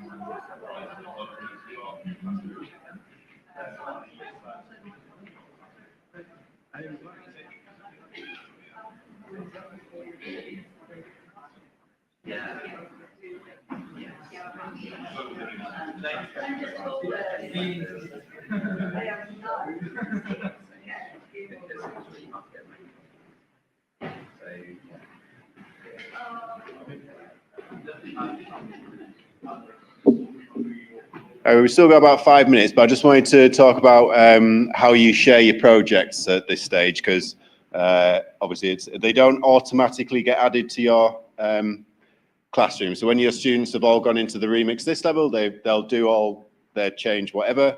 When they come to share it, once it's been shared, you'll see a new button at the bottom there that says Add to Studio. So you just need to make sure that they click on Add to Studio, find your classroom, in our case, the Code Club Platformer, and just click the little plus sign. And then once you see the tick, when you then go back into Open Your Studio, their work will be in there. So if all of you have been building your level so far, if you save your level first and then go to share, yeah, it'd be nice to add them to the platform game. But yeah, make sure you've saved it first off. Good.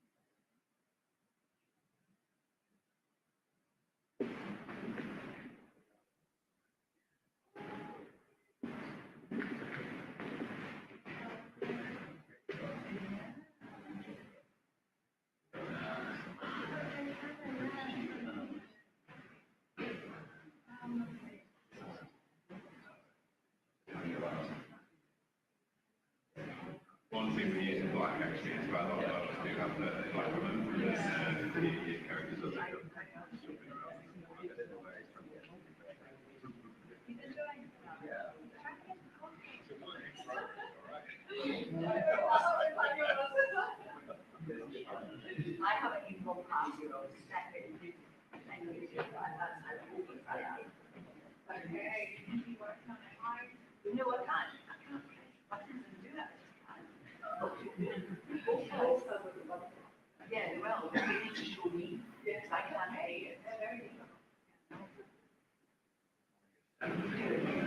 That's right. You might have set this up with a very difficult big game to put together. I'm going to end up being a 200 level game.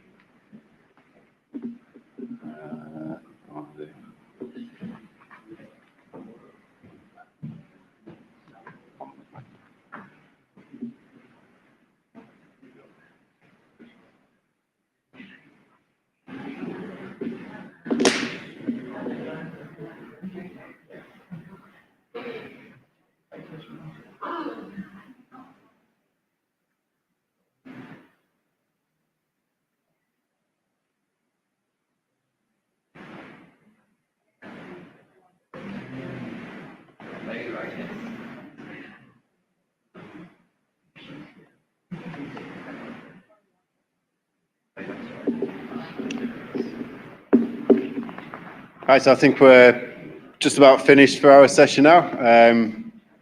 I hope all that was quite interesting. I hope we've learned a little bit, or I hope you certainly pick up something that you could go back to your own club and come up with one of your own sorts of games. If you are interested in joining this, aim at making a global game, if you want to come and see me now, I can probably stick your email into my email, and then I'll set something up and get in touch with you probably early next year. We can take it from there, really. But yeah, thank you for listening.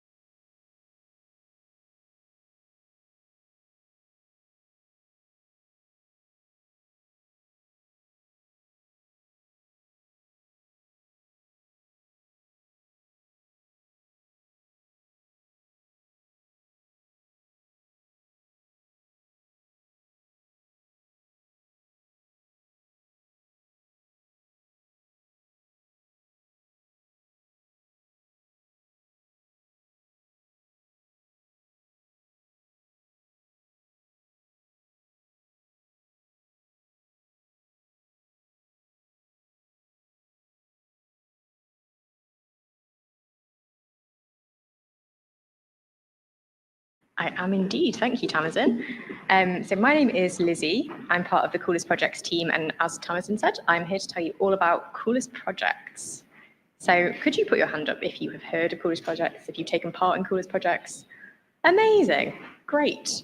So this makes this intro slide slightly redundant, but I will take you through what Coolest Projects is and all things Coolest Projects today, and then we're going to have a chance to have a look at the digital gallery later. So you'll have a chance to play with some of the projects that are submitted and hopefully find your favourite project too. So what is Coolest Projects? So next slide. I'm pressing the wrong button. So Coolest Projects is firmly for celebration and rewards. This is our massive showcase. We want young people to feel recognised, valued, not just for their coding, but for being able to communicate with people. And we want them to feel like they are seen and it's a showcase firmly, not a competition. So we get some young people who really want it to be a competition, that's fine. But we do not have winners. We have favourites, but we want the kids to feel as though this is something that they can show off what they've made. It doesn't matter kind of what level they're at, if it's their first ever project, if it's the most amazing project you've ever seen. We want everybody to feel like they're being rewarded, celebrated. And I think seen is the word that when we talk about Coolest Projects and what young people get out of it, I think is the thing that we always fall back to, is feeling like they're able to talk about what they've made and feel celebrated for that. So like I said, we don't have winners, we have favourites, and we invite judges to choose their favourite projects in each category. But yeah, we want it to be an opportunity for your young people to just show off, have a great time, connect with other young people, connect with mentors, and yeah, have a nice time. So what can you enter into Coolest Projects? Anything, literally anything. We do not want anything. I'm sorry, we do not say we don't want anything. We want absolutely everything. We want first projects. We want the most advanced projects. And yeah, even if it's unfinished, we say just enter it anyway. We're very kind of, we want young people to feel as though what they've made is celebrated regardless of what level it's at. So yeah, anything and everything. We have in-person events, some are hosted by RPF, some are run by our amazing clubs partners around the world. And we have our big online showcase, which is our biggest event, and that's from young people all around the world, which is super exciting and a really wonderful thing to have a look at as well in your club. So like I said, we're going to look at that later. Our events are crucially free and open to anyone. So that's for our online and our in-person events. So if you have an event in your country, we really recommend you go and check it out. It's a wonderful opportunity to connect with young people and other mentors as well. And if there's not an in-person event in your country, like I said, online is the place to be. We have projects from all over the world and it's amazing. We have projects that you'll recognise. I'm going to take you through some of them later from our project site. And then we have projects that you will look at and think, who is this child that's made this amazing project? I remember the first year I did Coolest Projects, I think someone made a flamethrower that they'd programmed. And I remember looking at it thinking, wow, I can't even judge this. I do not know what you've done, but it's amazing. So yeah, we have everything from all over the world in our online gallery. It's wonderful. You can enter the same projects to online that you can enter in person. We are not particular, like I said, literally anything. We just want that young person to basically get out there and share their project with the world. So we are not picky at all. We encourage projects to be shared in multiple events. The more sharing, the better is kind of our ethos. So these are our events for 2026. This is actually an exclusive. We haven't announced this yet. So these are our events for 2026. As you'll see, the events in bold are run by our amazing clubs partners. So again, super exciting. We haven't announced this yet. We have our RPF events are in the USA, in Ireland, in the UK, and in India. And like I said, the bold ones are our partner events. And then our online showcase will be opening in January for submissions, and we'll have our live stream celebration in June. Our live stream celebration is a wonderful opportunity for the young people to see and connect with people around the world. So we encourage people to get in the chat, to talk about their project, to connect with the young people who are also on the chat. It's very lively. We have 2 moderators for it. So yeah, that's our live stream as well. So very exciting. This is our biggest year yet as well. So we're always growing. We're always hoping for new events. So this year is really exciting. And yeah, very exciting. And you are the first to see all of our events for next year. So how can we help you with submitting your projects, for getting your kids excited. Where do you start with Coolest Projects? Like we said, they can enter anything. It can be their first project. And if you do need support with getting started, we have a lot of our webinars still available on our website. So these are webinars for each Coolest Projects category. So what they do is take you through a project from the project site. We also have lots of, like I said, projects available on the project site. We have stickers outside for you to take away to get young people excited. Stickers always very popular and a great starting point. They're shiny as well, which we always like. But also, if you have any ideas for how we can best support you, we are always open to ideas as well. So let us know, grab me at the end of the session or get in touch. My email will be at the end as well. So how can you enter? This is really exciting for us. Last year, we were able to introduce group codes, which hopefully make submitting to Coolest Projects a lot easier if you've got loads of kids in your club. So you basically will get a code that you're able to give to your young people, and then they can enter their project themselves. And it gives you a good scope of what they've submitted. You can edit their projects as well. It's making sure that it's a bit easier for you, not having to enter each project individually. And like I said, registration is going to open on the 14th of January next year for all of our events, the RPF run ones. There's a short registration form, and young people will submit a video if they've done a project in any of the other categories, and a Scratch link if it's in the Scratch category. Over 13, your young people can enter themselves, which is also helpful. And like I said, I think I'm now repeating myself, they can enter their project at any stage. It doesn't need to be finished. It can even be an idea. As long as they're able to tell us what that idea is and how they intend to develop it, that's literally all we need. We just want them to be able to get out there and share their project. So, Coolest Projects and your club. I think it can feel a bit daunting when you've got a blank slate, you're not sure where to start. So with Coolest Projects, we hope that we have enough projects on our project site for you to be able to get started. So we thought we'd have a chat with Fergus, who's in our team, who runs a code club in Cambridgeshire. So he entered for the first time last year. It was a new club. Most of the young people in his club hadn't ever made anything with code before, so it was their first interaction. So a really lovely opportunity for Fergus to kind of get them excited about code and feel like they were taking part in something a bit bigger as well. So he started by introducing them to Coolest Projects by looking at the gallery. So they had a whole session where literally all they did was go in the gallery and play with projects. I think he encouraged them to look at Scratch in particular because that's where they were going to start. So they did a whole session on that, and they did 4 sessions in total. And the project that he chose to start with was, I think it was something about, was it a storybook one? I think so. Anyway, he started with that project. It's on the Code Club project site. And he kind of, it was I Made You a Book, my apologies. So a great way for young people to kind of get to know coding. It's a basic Scratch project, but also one where they had scope to kind of get creative, make something a bit unique. Like I said, we don't mind if your young people make exactly the same project and then just submit it to the gallery. That's absolutely fine. I think for him, ideas. So I think it was a really nice way for them to funnel that creativity by creating a story. And it was very successful because, as you can see, Haunted House by Hannah and Eloise, which was a wonderful project, pretty simple platformer game, but very creative, very silly. We love a silly project at Coolest Projects. Was chosen as a favourite project by our VIP judge, which was very exciting. Fergus and his co-club also then got to share certificates at the assembly that they had at the end of term. So everyone gets a certificate for Coolest Projects. Again, we want everyone to feel celebrated, everyone to feel excited. So he shared the certificates in the assembly at the end of term. The 2 girls, Hannah and Eloise, got their medals, which I don't think they were expecting. So everyone who's a favourite gets a medal. And yeah, it was a really lovely first experience. They all got to watch the live stream back, and a lovely opportunity for them to get excited about coding and feel like they were part of something. This is the thing that we always say. It's a nice way for them to feel part of something global, especially with our online event. And Fergus said, I think for a new code club, a lovely way for him to feel like they were connecting to other code clubs around the world and part of something bigger as well.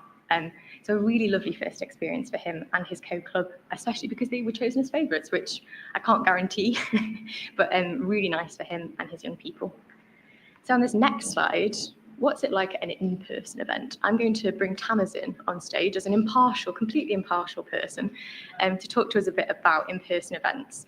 I think the one word that I would describe our in-person events with is energy. But I'll let you take it from here. Yes. So, yeah, what is it like at Coolest Projects? And I think Lizzie's exactly right. Energy, lots and lots of energy. when you get to Coolest Projects, basically every creator or group of creator has a spot where they are going to present their project. They have it's really cool. There's stickers all over the place. They have customizable spaces around them so that they can draw all over the tables to kind of put arrows and tell more about their project. Lots of ways for people to take ownership of their area and to really showcase what is cool about what they've been up to, whether that be just an idea, this beginnings of a project, or something that they've been working on for a while and is totally finished. And so when you walk in, there's a massive buzz. It's very loud. I will not deny that. But what it's loud with is creators chatting to each other.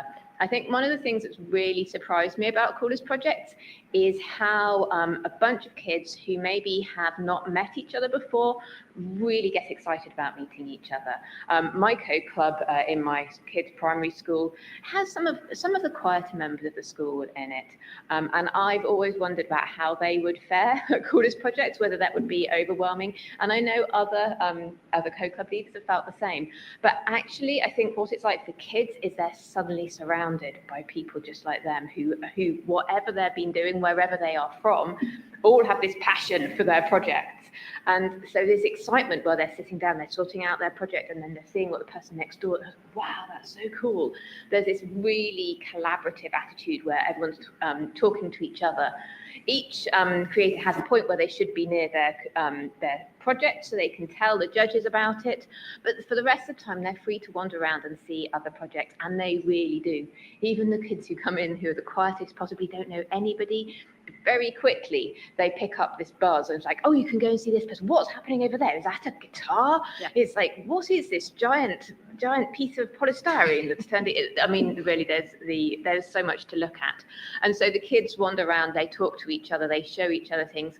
And actually what's really interesting for me is how quickly that conversations become much more than what you'd expect two 10-year-olds to be chatting to. Suddenly they're just saying, oh, so how does that loop work? What are you doing there? Have you thought about it? Then it quite quickly gets above my head in terms of coding. But it's like two professionals talking to each other about their work, because that's what it is. Two people who work very hard on something that they've spent a lot of time on, really know the intricacies, discussing exactly how that works. So there's a great atmosphere. Club leaders are talking to each other, parents are talking to each other. Yeah, it's a lot of fun. Do you want to say more things? No, Right, that was wonderful and completely impartial. Yeah, completely. Yeah. One example that is my favourite of an in-person event was we had last year at our Ireland event. Has anyone seen Five Nights at Freddy's? I hadn't. So we had a young person who had made this huge animatronic cupcake whose head went up and down, terrifying, actually horrifying. And it was almost like a magnet for the young people in the room. They all flocked to this. I think he was probably about 17, and he was the most patient. He was wonderful. He explained to everyone who came over to him how he'd done it, how he 3D printed every element of it. He had a line out the door, and it was a really wonderful example of that kind of interaction that we get, that kind of our slightly older participants almost become peers for younger participants, for people who are less sure. It's really wonderful. And I think the one other thing I will say as well is we don't want anyone to feel pressured to talk. We know that lots of young people are nervous about interacting with adults and judges. So we make sure that our judges are very briefed on kind of not pushing young people too much. If they're not comfortable with talking to a judge, they absolutely don't have to. But we want them to feel like this is also about, developing their communication skills as well, which we hope is really important and useful to them as well. Some of our older participants are often going off to university interviews or practicing for kind of high level stuff. And it's a really useful opportunity for them to just get used to talking to people. So it's just a really nice atmosphere. And yeah, please do come along. If there is an event in your country, we really recommend you do get involved. And hopefully there's a little bit of that with our online event too. Like I said, we have our live stream event, which is always too much fun. And if anyone's had a session with Mark Kalea over this weekend, you'll know he's our host for our online event and very, very popular, Mr. C. So getting started in your club with a project, what do projects from our project site look like in the gallery? How do you kind of make them unique? Like I said, you don't have to. A great example of this is, I'm sure you've all seen Catch the Bus. This was our probably most popular project for the last couple of years. We had identical projects, but every single young person still received individual feedback on that project. And again, making sure that they feel seen and proud of what they've made. So for lots of young people, this is their first ever project that they'll make with Scratch. And we really want them to feel like they can submit that whatever stage it's at. So this is Catch the Bus, like I said, one of probably thousands that we've ever had. But every single one, hopefully, gets feedback that's meaningful to them and inspires them to keep going in their coding journey. Then we also have Make a Face. So this one will probably be in our advanced category because it uses Python, but again, hopefully easy enough for them to get started with because it's a scaffolded project. They can develop the mask kind of, so it's a bit different, a bit unique, it gives them a chance to funnel some of that creativity, but with it still within those constraints that hopefully give them that confidence to keep going. So this was Penguin by Selena from Canada. And then a great project that we had this year, also as you can see, chosen as a judge's favourite. This is Marble Mayhem, based on Rainbow Run, one of our Unity projects.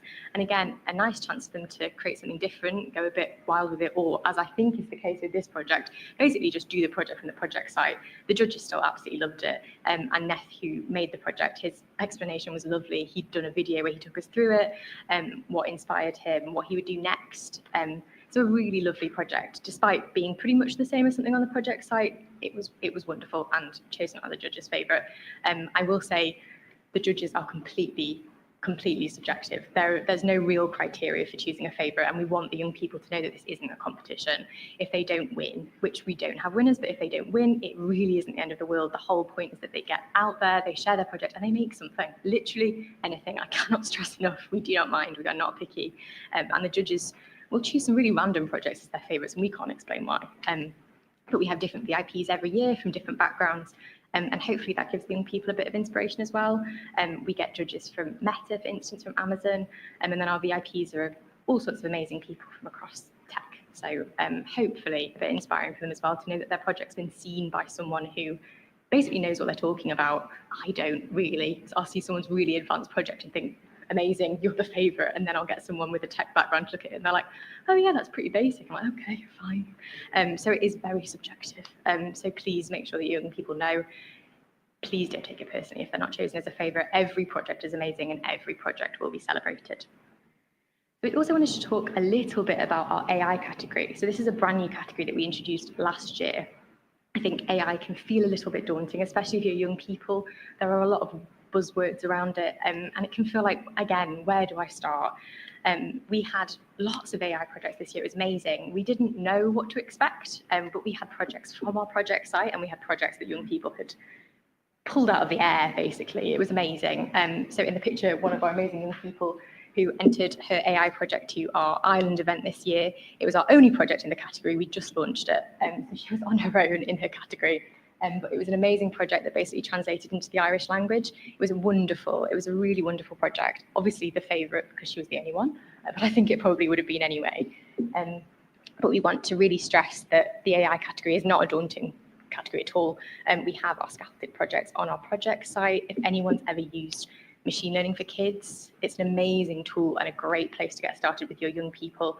And even a simple classifier, submit that, whatever, literally whatever stage it's at, that's all we want and that's all we need. As long as those young people then go on and learn a little something, but also if they have fun, that's the main thing for us. And we have step-by-step guidance on our project site. So if you really do want proper scaffolding, we have that as well. And hopefully that's useful. As I said, any questions or any kind of ideas for that as well, let us know, because we always want to be working for you guys and making sure that you've got everything you need. So what does an AI project look like in the gallery? We had this amazing project called Eat Snacks with AI. So this is from Amelia in South Africa, and it's based on our Chomp the Cheese project. Has anyone tried Chomp the Cheese? Yeah. So with this, we had tacos, but could be literally anything. And this was a great example of taking one of our projects and putting a bit of a spin on it. As you can see, the video that was sent by Amelia was also very funny, very silly, and her explanation for it as well was wonderful. One of my favourite projects of the year. Just again, very silly, and a great example of creativity, but also, yeah, getting stuck in with something new, which is really what the AI category is about. We also had this project. So this is based on our fruit and veg classifier project. So apples or tomatoes, has anyone done that one? Yeah. So again, this was from Sanandi, and again, a great example of they're quite basic kind of building blocks of AI, and getting to know them, explaining them. She built a classifier on machine learning for kids, and submitted that to the showcase. Yeah, really nice, a really nice example of, yeah, getting stuck in. Not super advanced. I don't think it was actually finished, but showing that you've done something, again, literally anything. That's all we ever want. So it was really nice to see the AI category, yeah, being successful this year. So hopefully we see lots more projects in the next year. So we have lots of projects in our project gallery. What I would like to spend the next kind of 5-10 minutes doing is if you guys would like to look at the gallery yourselves and choose your favorite projects. As I said, we have no real rubric for this. It's entirely subjective. You can be as harsh as you want. You can choose the silliest project you want. As an example, our favorite project, possibly ever, was a project called Tailor Fish.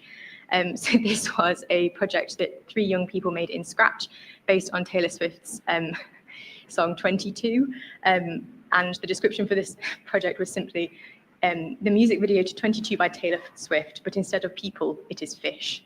That was it. It wasn't chosen as a favorite, which I think is one of the greatest disappointments of my career, but was my favorite project ever. It was just silly. It wasn't very advanced, but it was just great. It was a really, really wonderful project. So what we're going to do is spend some time looking in the gallery. So have you all got a phone or anything? If not, don't worry, I can come around with my phone and show you my favorite projects. And what we're going to do is have a quick look at the gallery, have a play around with the filters. So you can filter by country, you can filter by category, you can have a play. So our Scratch projects are all interactive, and then our projects in other categories are usually videos that young people have submitted. But yeah, have a look and let me know. I'll wander around and see as well what you've chosen. And then after that, we're going to have some time for questions at the end if you've still got any. But yeah, have fun, have a play. I'll look around.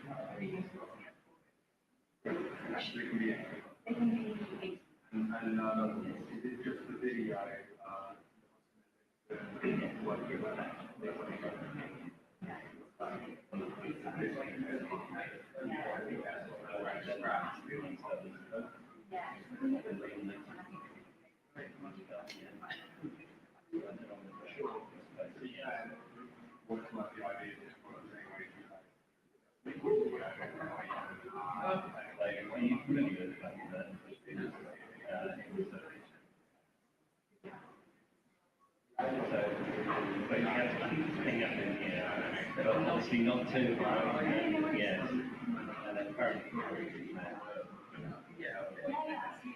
So yeah.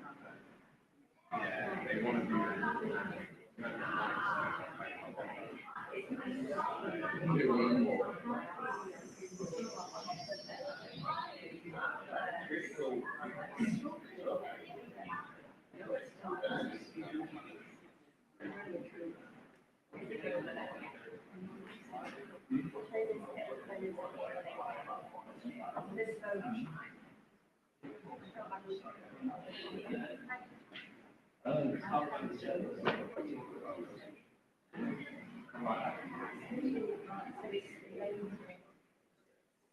because I'm doing the cybersecurity course at Rugby Finance, the non-track exercise.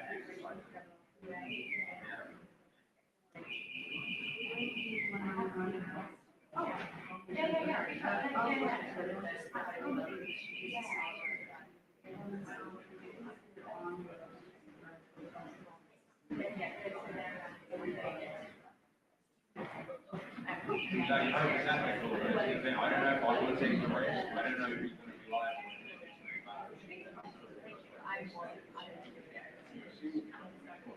It's a good idea.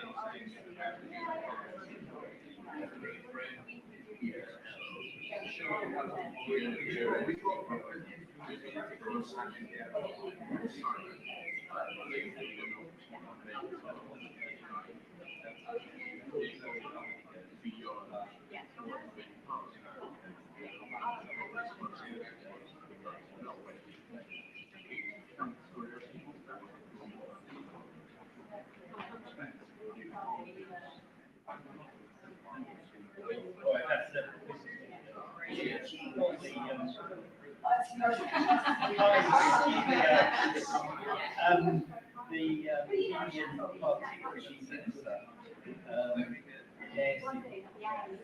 fantastic.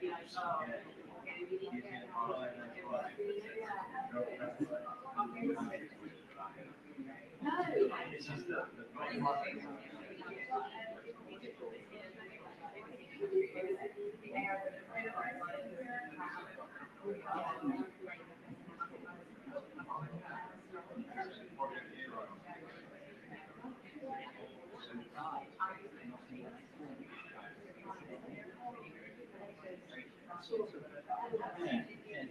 So, obviously, the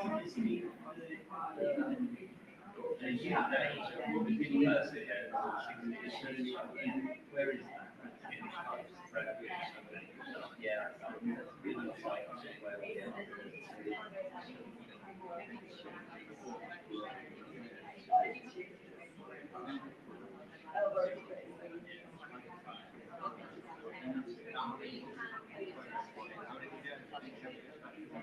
I think, no, you had it on the book. No, so, yeah. So I'm thinking, no, you can't.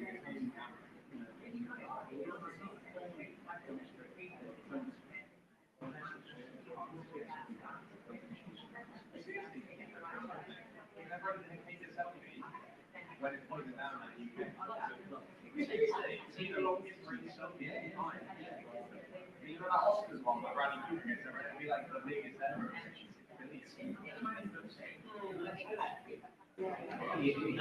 I'll give it, I'll try and get myself so that's the healing scratch,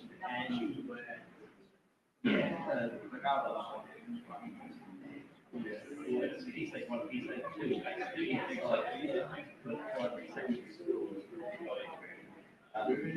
just now, so, yeah.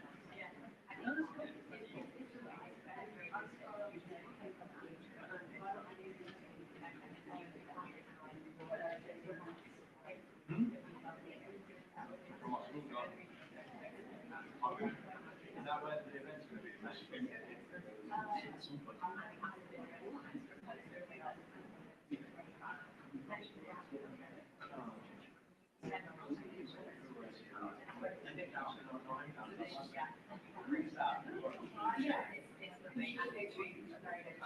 They're probably trying to in Manchester this year, it's only London.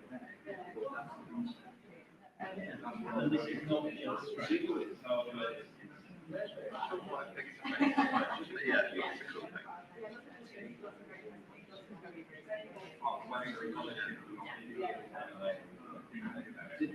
so it might.